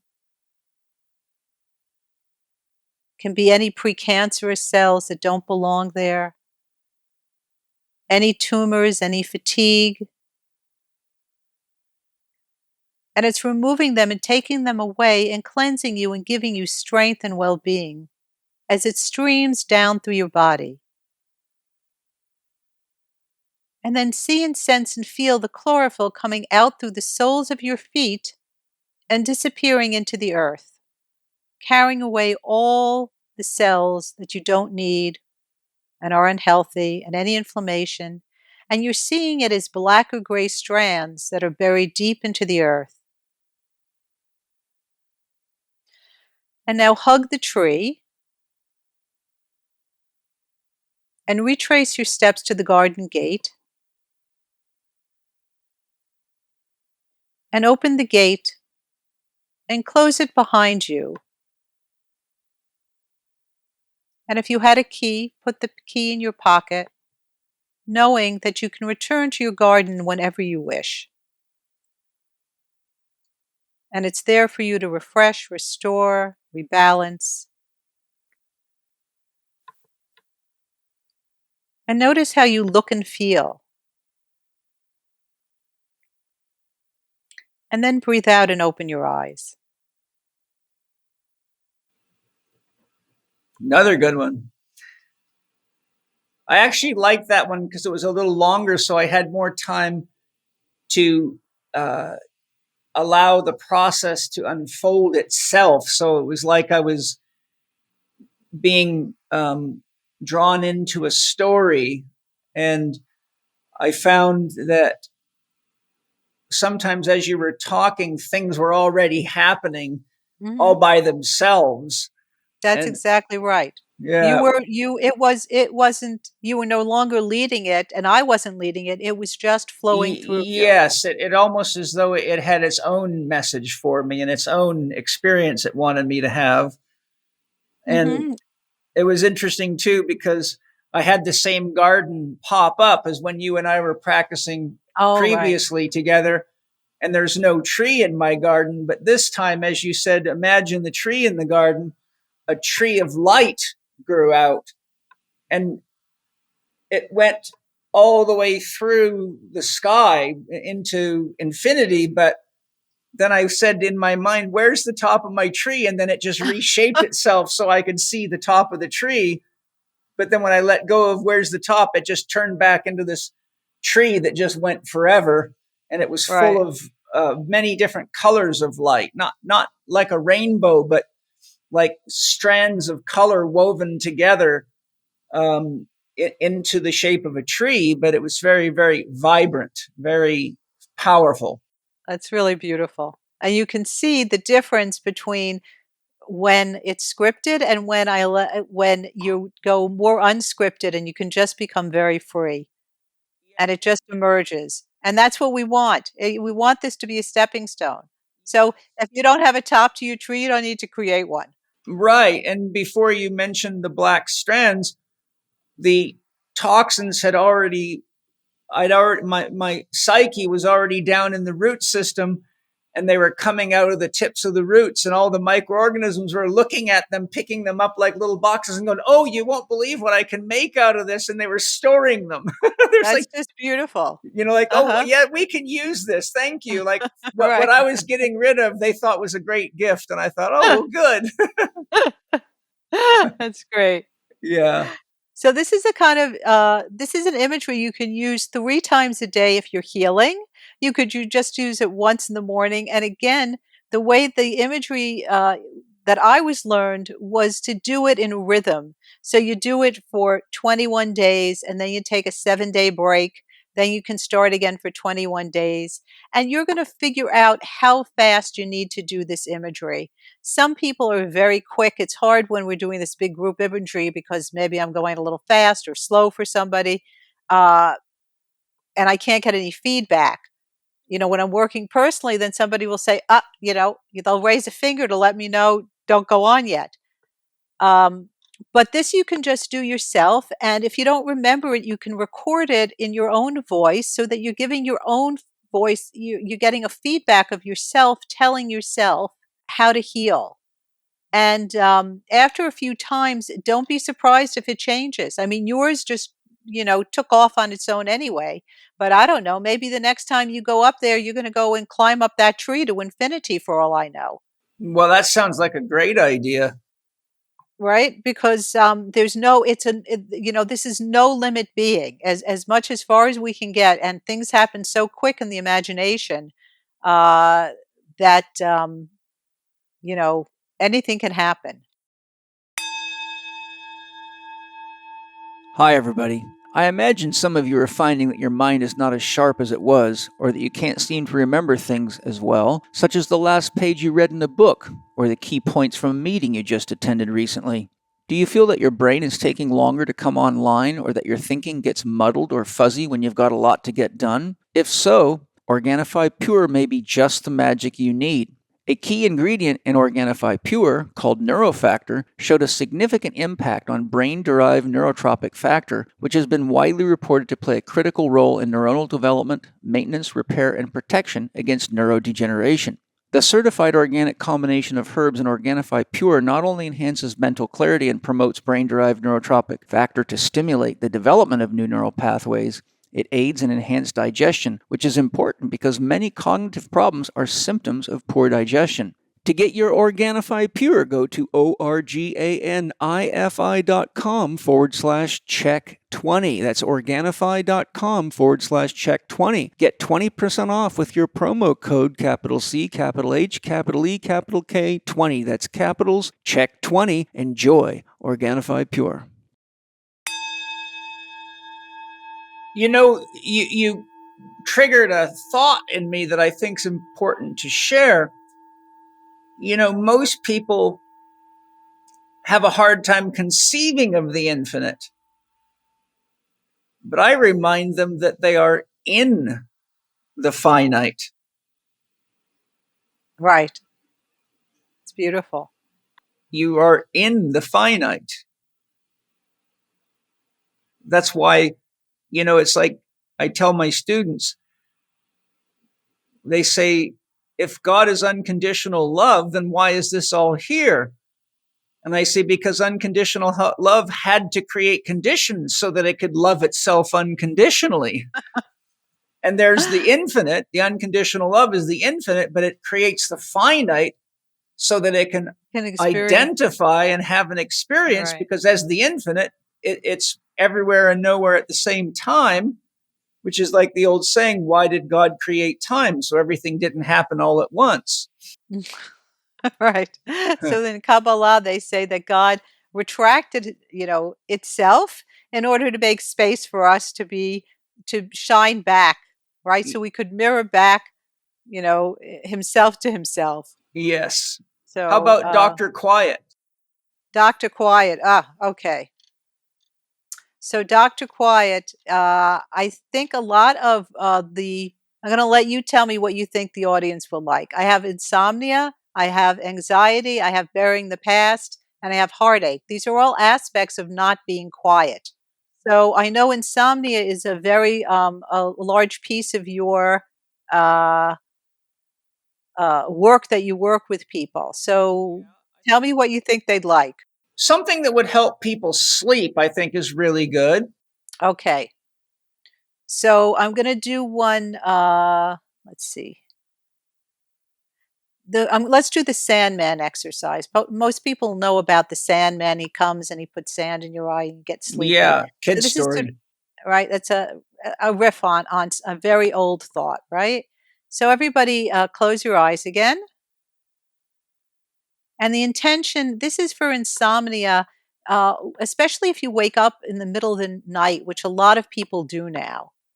Right? They'll sleep for 2 or 3 hours and then they'll awaken. So you can use that for that type, or if just to go to sleep normally at the beginning. So of course, you're going to be lying down when you do this. And you're going to close your eyes again and breathe out slowly for a number of times.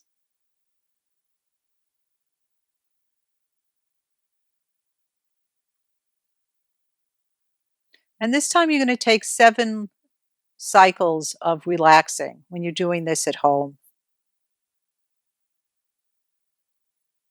So you're coming into a very relaxed state and just feeling the breath moving through you.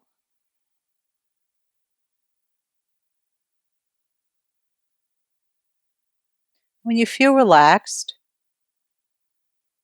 take your daily concerns and leave them in a metal box at the edge of the sea. And put all of the concerns in that you've taken and carried with you all day long.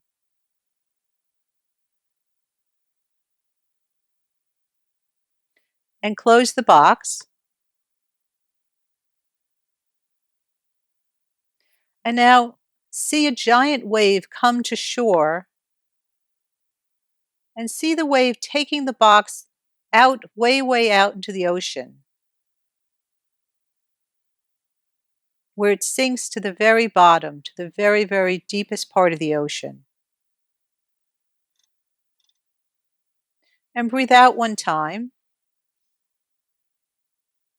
And now lie down on the sand. And as you're looking out to the horizon, see the sun setting below the horizon. And close your eyes while lying there and know and sense that the Sandman approaches you and sprinkles the sand of sleep over your closed eyes, putting you back to sleep again. So keep your eyes closed and sleep tight.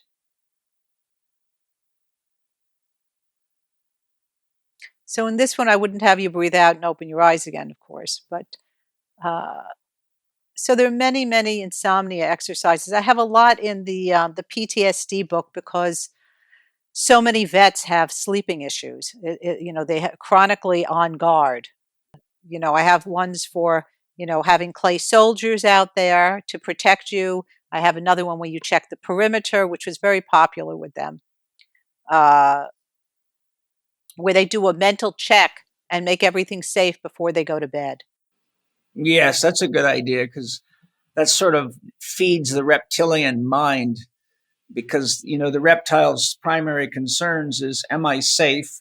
Uh huh. Can I eat? And then it's time to procreate. So at the very core of our brainstem are those three concerns: safety, food, and procreation. So because most people today feel so unsafe, if they don't address that one, they're probably not going to ever really truly relax. Right, and they're going to be overeating as a result. Yes, Right. we know that.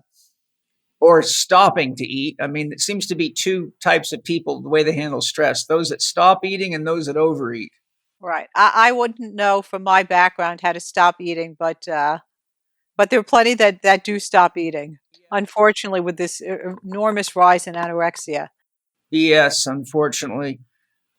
Do you want to do one for anxiety since that's such a big issue? Sure, let's do it. It's again a short exercise, and don't diminish the power of an exercise because it's not long, and you need to take as long as you want to do it. So this one's called the net of anxiety. And again, you're going to close your eyes and breathe out 3 times slowly.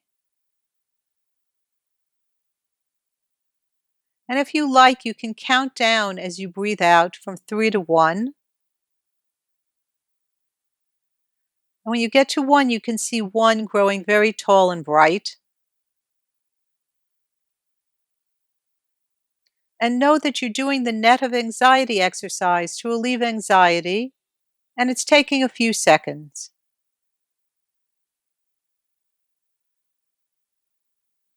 On your next exhalation, see, sense, and feel the net of anxiety wrapped tightly around you.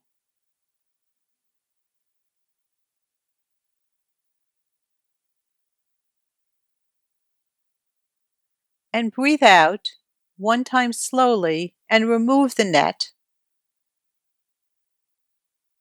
knowing that anything is possible in the imagination and you can have with you whatever you need to remove the net.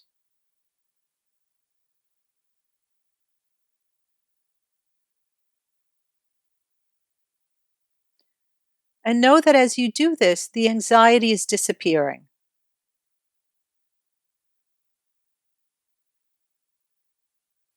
And then breathe out and open your eyes.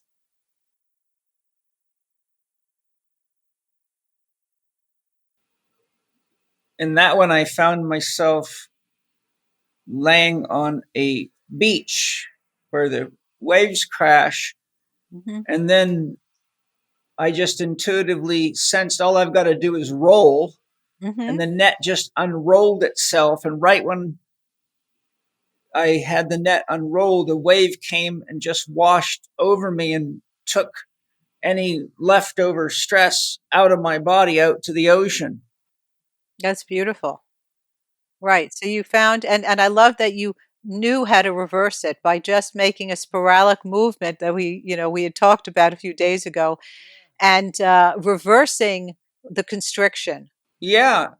What I love about these things, at least in my own inner experiences, it's like you start the process, but then something happens inside of me, and it's already like it knows what needs to be done all by itself, and I just get taken for the ride. I find, for me, I love the mystery of wondering what's going to happen when I do this one. Uh-huh. That's really nice. I think with anxiety, this is a powerful exercise, but it's also really helpful to ask somebody how they feel, what anxiety looks like to them, because every word Mm. has an image. And if we can find the image, then we can also ask them, well, what's the opposite of that word?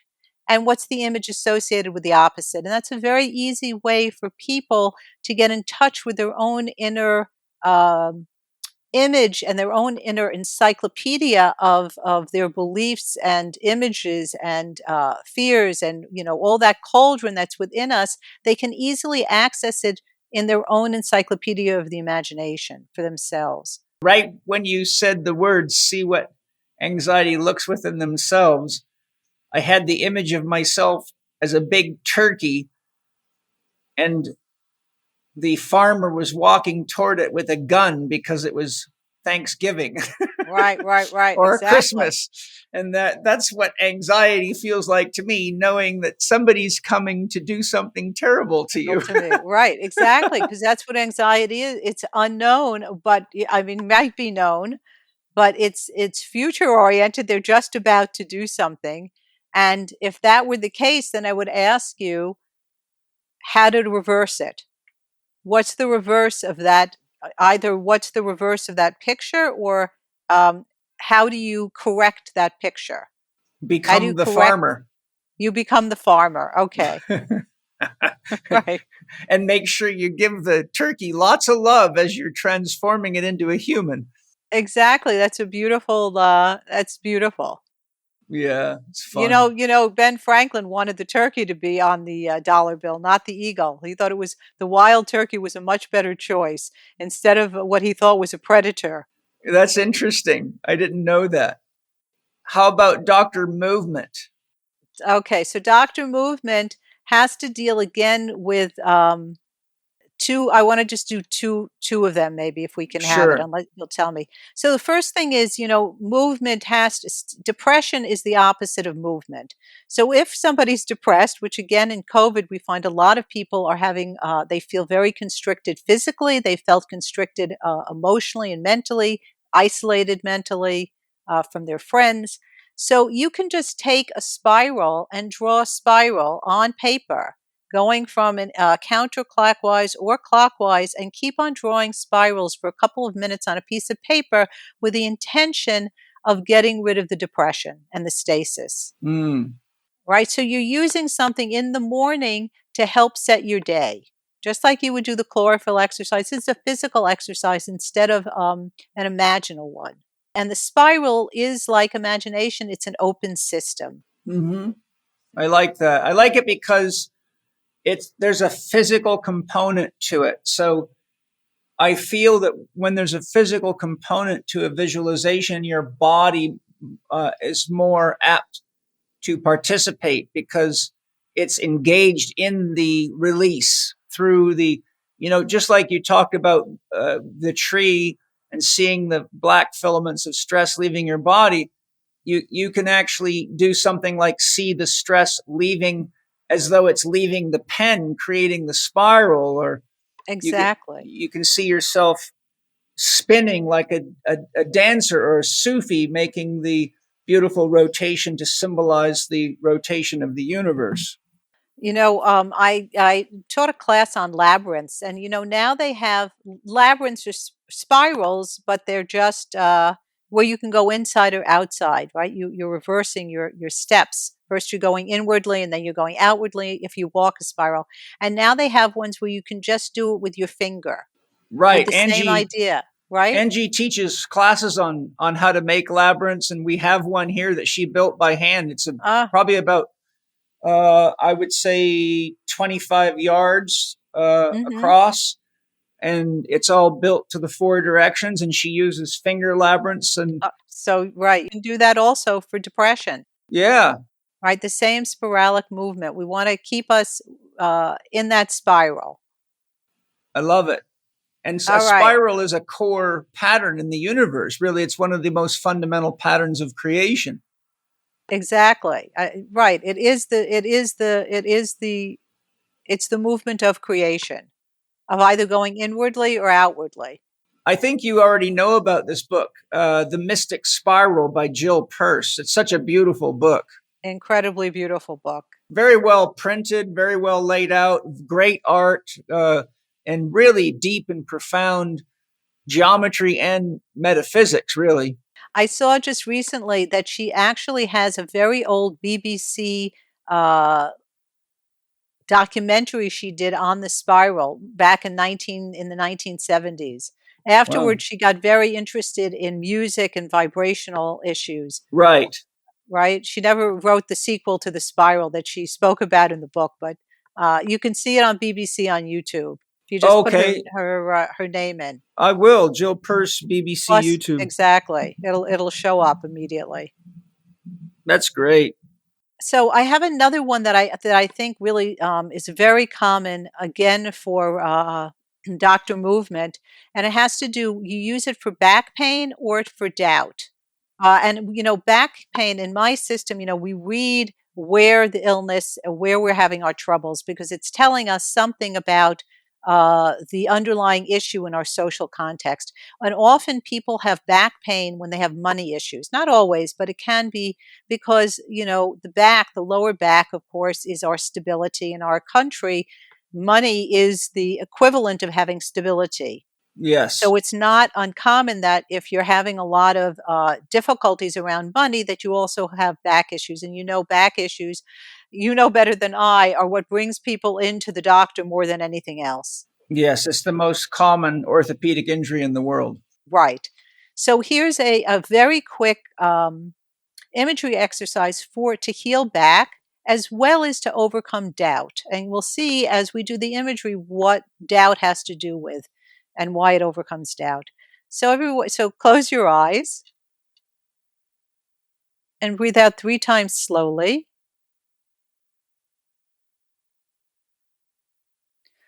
And see yourself in profile in the shape of a question mark. And notice the expression on your face.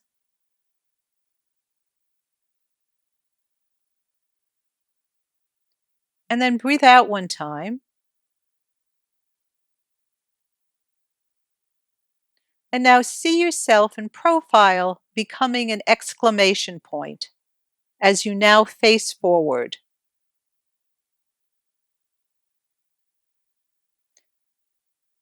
How do you look and feel?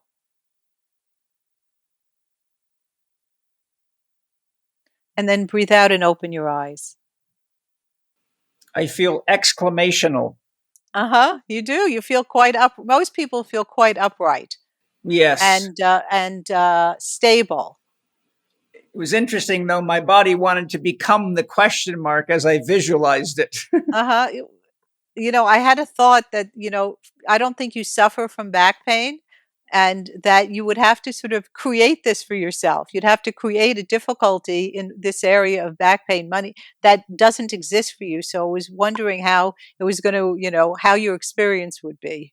Well, I've had plenty of back pain, usually self induced by too much ego trying to outlift young super stud athletes, which Oh, I usually do. But then, unlike them, I pay for it for about 3 weeks while I heal from being too full of myself. I got that. Actually, when I heard your interview with Jason from a couple of weeks ago, I was really impressed that you had him reverse exactly what he thought he was supposed to be doing. Where after 2 years of this intense exercise program, you said, enough is enough. You need to go to the other extreme now so you can come into balance and Yes. learn different ways. And it was really, it was a remarkable intervention. It shocked him. Yeah, exactly. And you want to give with imagery and with all healing, you want to give a little tiny shock because it's the shock that helps people make a new response. Too big a shock isn't helpful, No, but a yeah. little shock here and there uh, it revitalizes the body, like going into cold water. Yes. The next thing I wanted to ask you about is using imagery for healing past or present traumas. And I wanted to tie that in with Mark Wulin's work. It Didn't Start With You is the title of his book. Uh huh. And, there's a lot of, he talks about primarily about 3 generations of influence through the DNA or the family tree. But there's a lot of research now going as far as back as 14 generations with hard scientific research. Wow. So, and also people get diagnosed with the cancer gene, fat gene, and they believe all that stuff. So, how effective do you feel imagery is, and how do you approach healing things like generational trauma or just maybe past wounds, like somebody who's still, stuck with the pain of a divorce and can't move Mhm. forward? So I think let's start with the easiest and then we'll go backwards into generational Sure. stuff. So, and in the Bible it says that I don't know, 3 generations. That there's 3 generations. It's 7 generations that we're looking back to, 4 and then 3 forward, right? So, in this work, you can heal both the past generations and also the future, right? Great. You can lay a new foundation for them for the future to unfold differently, and you can also correct what was ancestral issues as well. And again, we just use imagery to do this. So, the way that I like to think about it for most people is to think that when you correct a memory, which we know is an embodiment not just of an image, but it's really on a cellular level and a holding level in your musculature. There's all sorts of somatic holdings when you're holding on to trauma or onto a bad memory. So when you do that, you're not correcting the event itself necessarily. You don't have to think that you don't have to make yourself believe that you're correcting the event itself. What you're doing is you're creating a buffer, because what you can correct is your response to a memory, and you can rework the memory because memories are quite malleable, and like that famous movie Rashomon, everybody is never seeing the actual fact of what is. We're fabricating it all the time within ourselves, so we have the possibility to reformat the memory. And in that case, I'm not going to do an imagery here, but I'll tell you a story instead where this man came to see my husband, and he was really angry at his mother. He hadn't spoken to her. He was, I think, in his 30s or 40s. He hadn't spoken to her in 10 years. He hadn't spoken to his mother. And so Jerry said, "Well, what's the memory? If I asked you, like, if we were to go way back, what is it that is holding you in this pattern?" And he said, "Oh, I have a memory. When I was very young, my mother and I were in a store together, and I was making I was being disruptive, and she grabs me by the ear and she pulls me out of the store, and I was very angry and very red."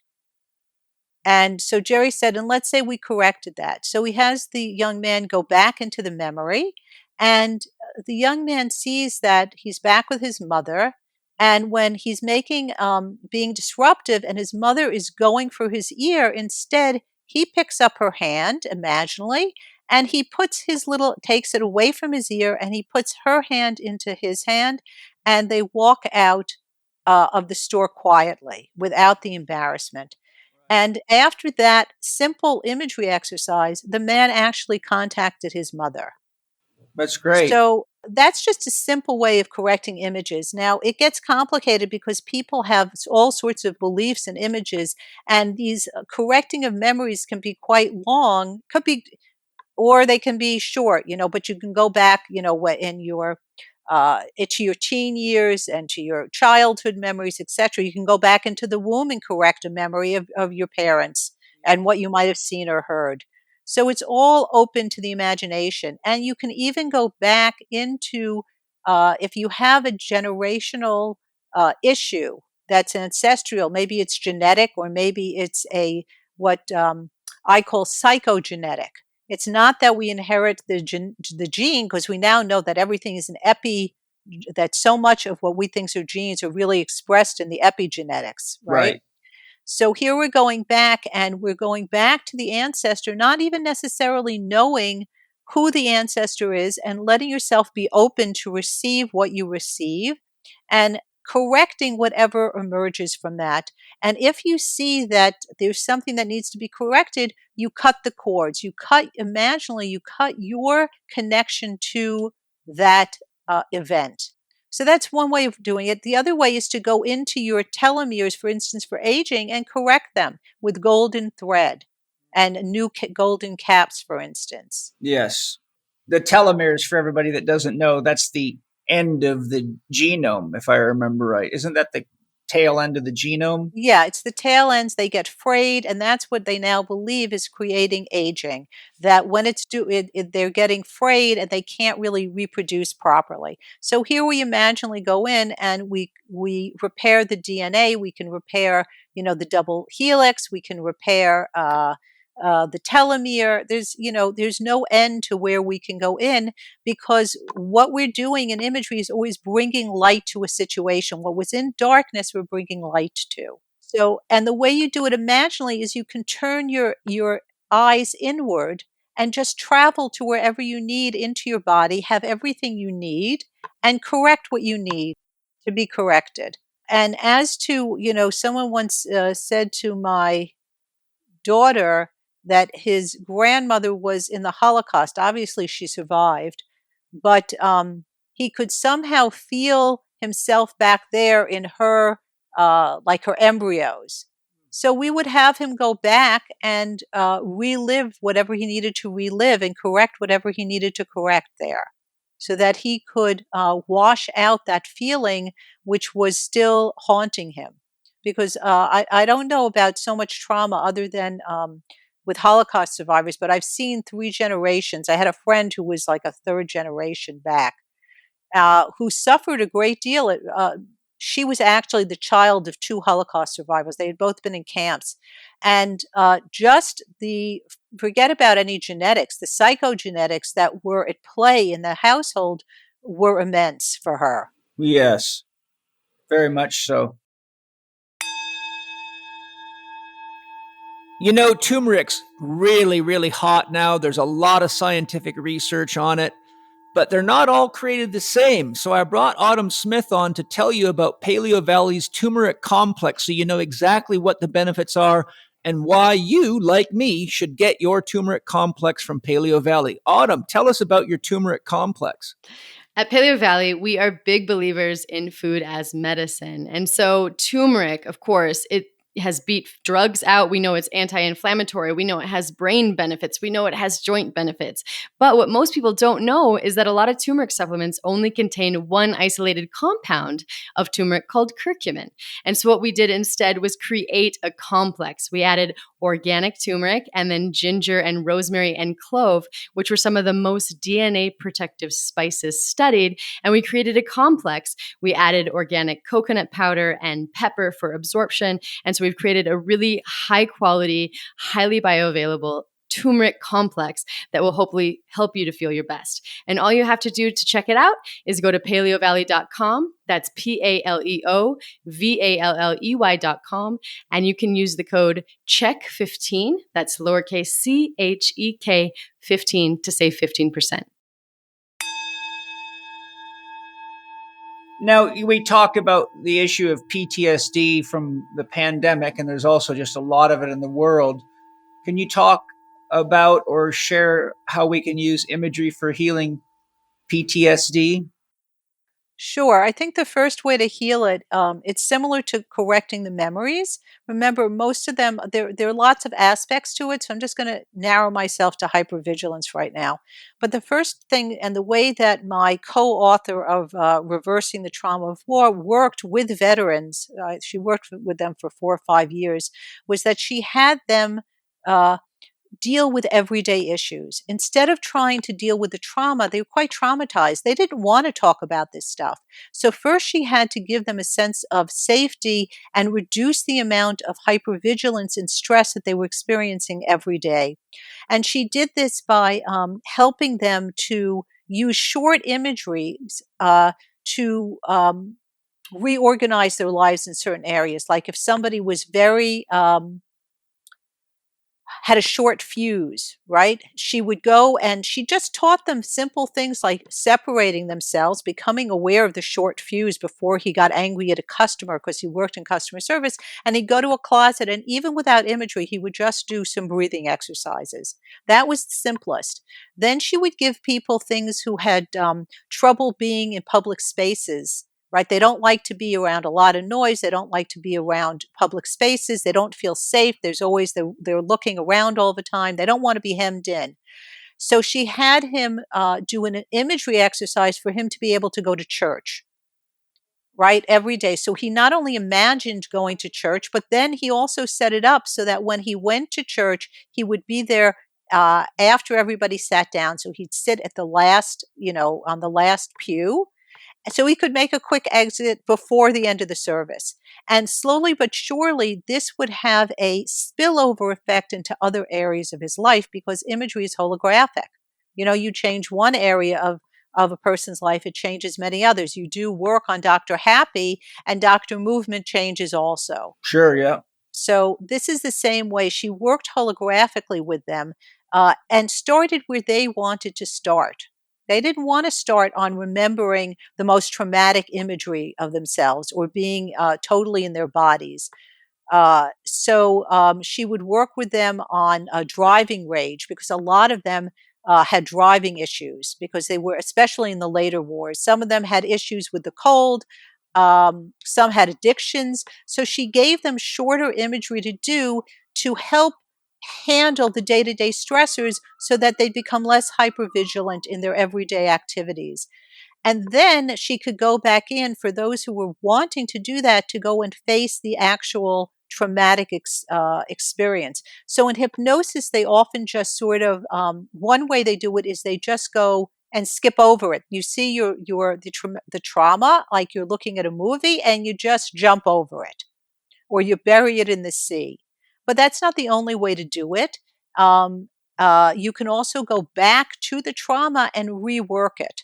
And it takes, it may take a few times, and it probably isn't going to happen after one time. It needs some repetition, and you usually need to work with somebody. So it works a little bit differently than some of the other methods of doing it.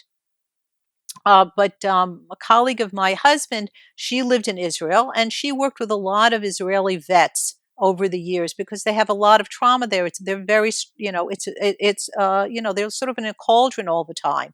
The whole population has PTSD, although they've managed it. The Israelis, the Palestinians, everybody, they're all living together on a keg that's and ready to explode. And she worked with them using imagery. And of course, that there's new work out on using mirrors for pain with phantom limb. Yeah, Ramachandran, Dr. Ramachandran Oh, from so you already know him, right? yeah, I've studied some of his work, and I saw a documentary where he talked about how he developed the awareness that he could help people heal Right. He phantom can limb he can pain. he can fix he can he right, he's changing, he's using an outside mirror instead of an inside mirror to change it. Yeah, it was very fascinating. Right. So I think with most people, trauma is now becoming a basket term, although everybody is feeling traumatized. And we need to distinguish between sort of the situational adjustment reactions that we're stuck in and people who really have long-term trauma, abusive relationships. But I think that a good place for everybody to start is just to use one thing where you're feeling very traumatized around, and then and work outward in concentric circles. Right. Well, for our last exercise, since COVID's really all the lockdowns and all the pressures have caused people to feel quite constricted. And, there's a lot of concern over loss of freedoms, and many people feel they're losing their freedoms. How can anyone create freedom when they feel confined in their relationships, their job, their social situation, or the events of the world? For me, everything starts with your own inner work. And the point of spiritual life, in part, is to not be influenced by all the outside influencers. And that really means becoming a watcher of your thoughts, of your feelings, of your images, Right. right? So that's one part. And then the other part is to take different actions in our lives. And as part of healing and becoming our own inner watcher, you can use imagery to help you affect changes to start to feel free. So I have a very nice imagery called the mummy that encapsulates that. But there's no question that when you start working with images and changing your inside attitude towards things, that eventually it's going to spring out into a different experience of your life. And then natural changes happen. I think you've spent a lot of your earlier life really working on the outside in, and then as you went, then you began to teach people how to go from inside to bring it out again. Yes, because I found that when problems on the outside didn't heal, that there was their history involved and their beliefs involved. So I ultimately, through my own progression, found that you can't really do good healing work on the outside only, because most of it's coming from one's inner sense of self and their perception of themselves, their perception of events. So, through the evolution of me always asking what's causing that, you end up on realizing that most healing's an inside job. Exactly. Jesus said that wonderful statement that what comes out of you is far more toxic than what's coming inside of you.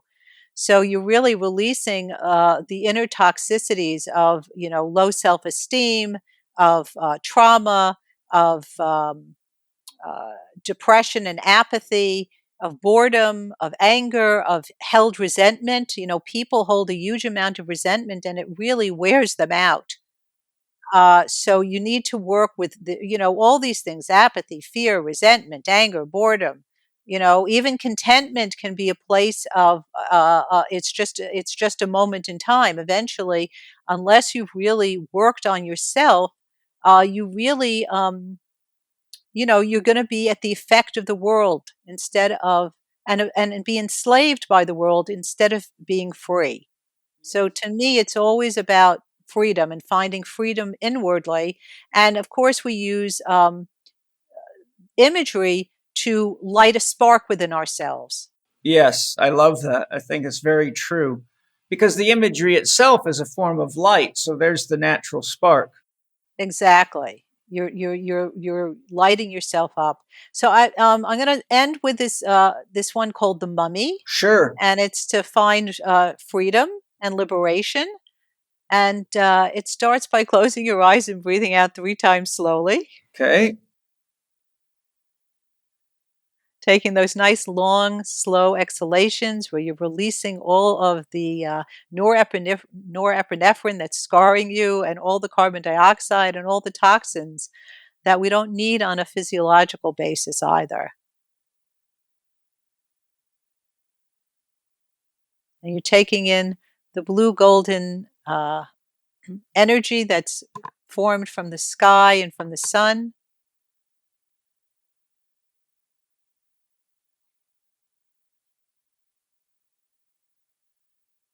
And now imagine you're a mummy in a sarcophagus, and you're in a cave within a mountain, and you're still living after thousands of years. But you can move only the little finger of each hand. So you manage to find the end of the bandage wrapped around your body. and you can wind it into a small ball that grows larger as you undo the bandage.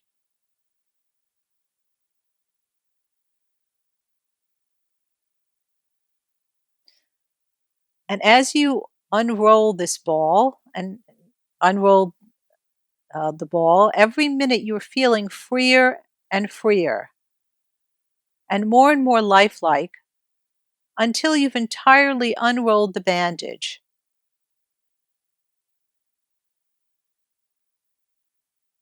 So you now have a large ball in your hand of bandage, and you try and move and you find you can do it easily. So get up and stand up in the sarcophagus and get out of the sarcophagus and see that you're in a nice cave where the walls are painted in a very ancient way.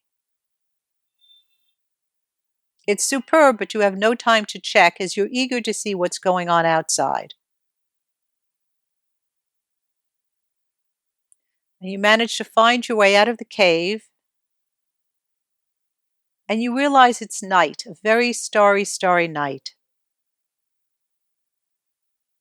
Now look at the stars and throw to the stars the ball made of the bandage that was wrapped around you. In this moment, you feel entirely free, and you see that your ball has become a star. Now, in this starlight, walk downhill and arrive in the town where you live in front of your own house. Go in and know you are free, not only liberated, but free. You are both, breathe out one time, and know that you're both the same and different, and that you've made great progress in a short time. And then breathe out and open your eyes. I have to share, I had a funny experience with that one. Okay? I threw the ball up and a star opened its mouth, swallowed it, and burped. That's terrific. It's always good to have a sense of humor, you know. Yeah, even the stars think it's fun to play tricks with you. And to just play with you. Yeah.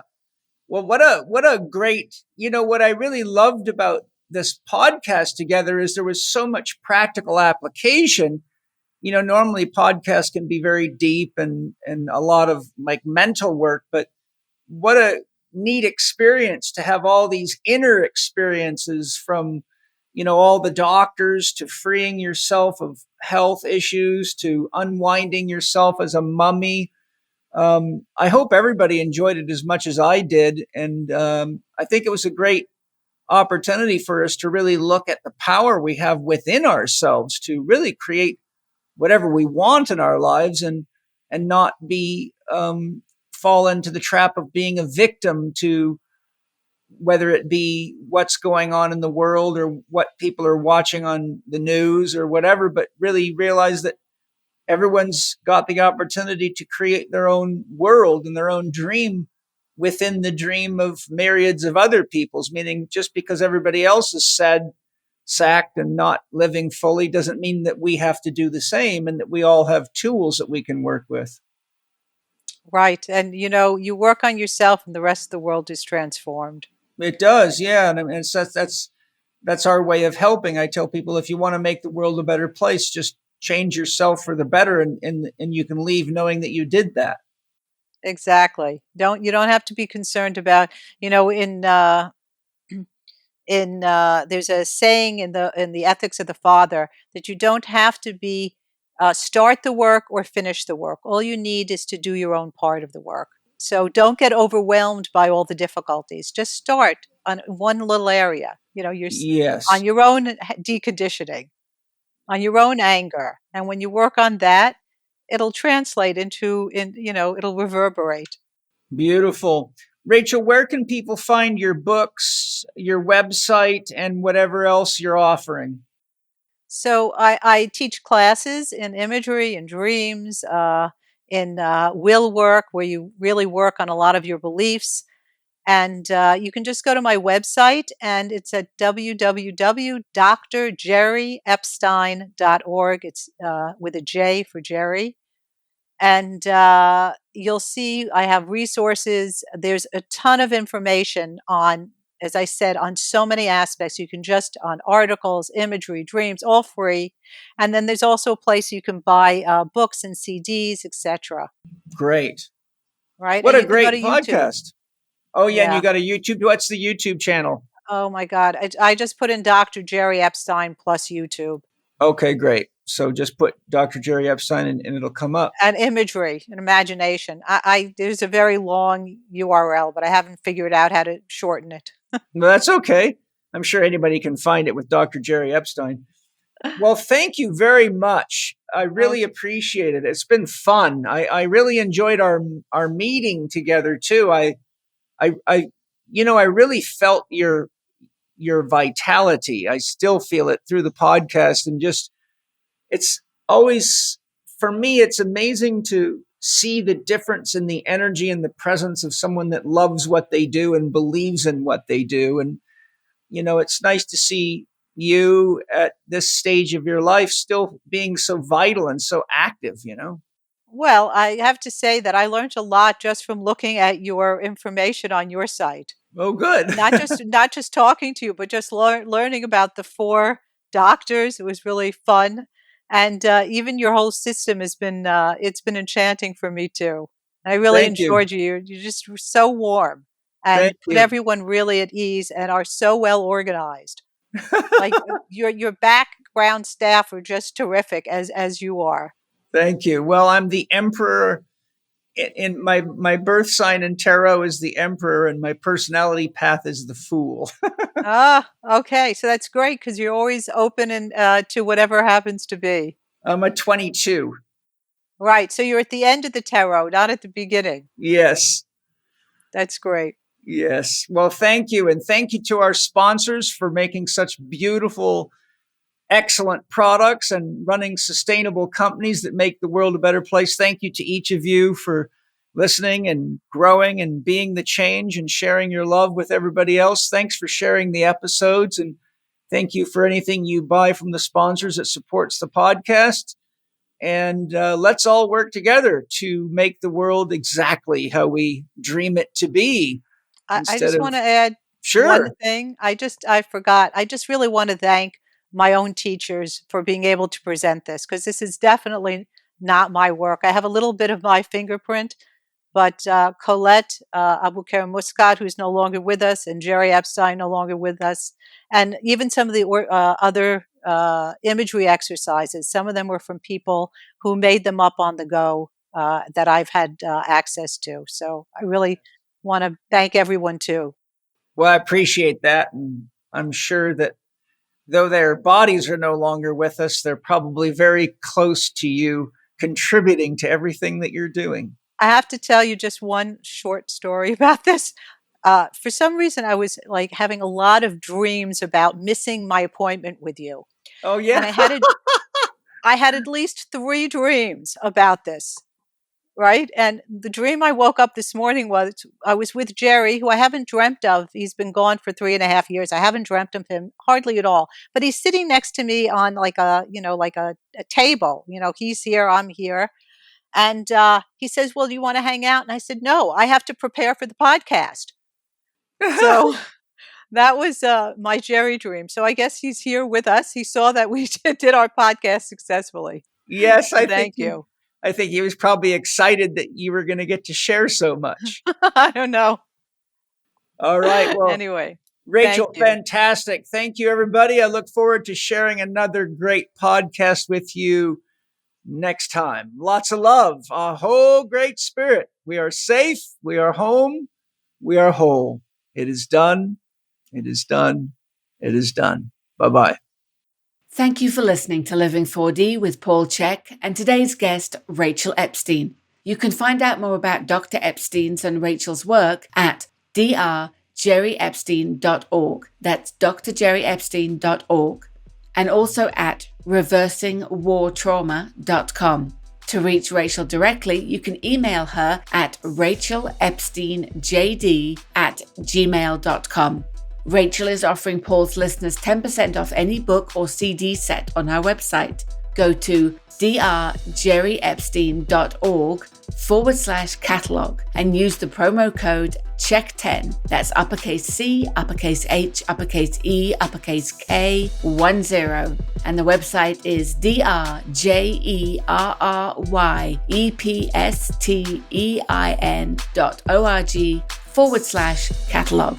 Follow Paul on Instagram at paul.chek, on Twitter at paulchek, or on his YouTube podcast channel, youtube.com/living4D with Paul Chek. Watch more on Paul's blog at paulcheksblog.com and get your free subscription to Chek videos and more at the Chek Institute's new media site, chekiva.com. You can read the show notes and find links to the resources mentioned in this episode at chekinstitute.com/podcast. And if you enjoyed today's episode, please consider leaving us a 5-star rating and a warm review at the top of the show page on Spotify or at the bottom of the show page if you are listening on Apple Podcast. Your opinions matter and your ratings help us to grow and help more people to be healthy, find freedom of body and mind, and to live their dreams.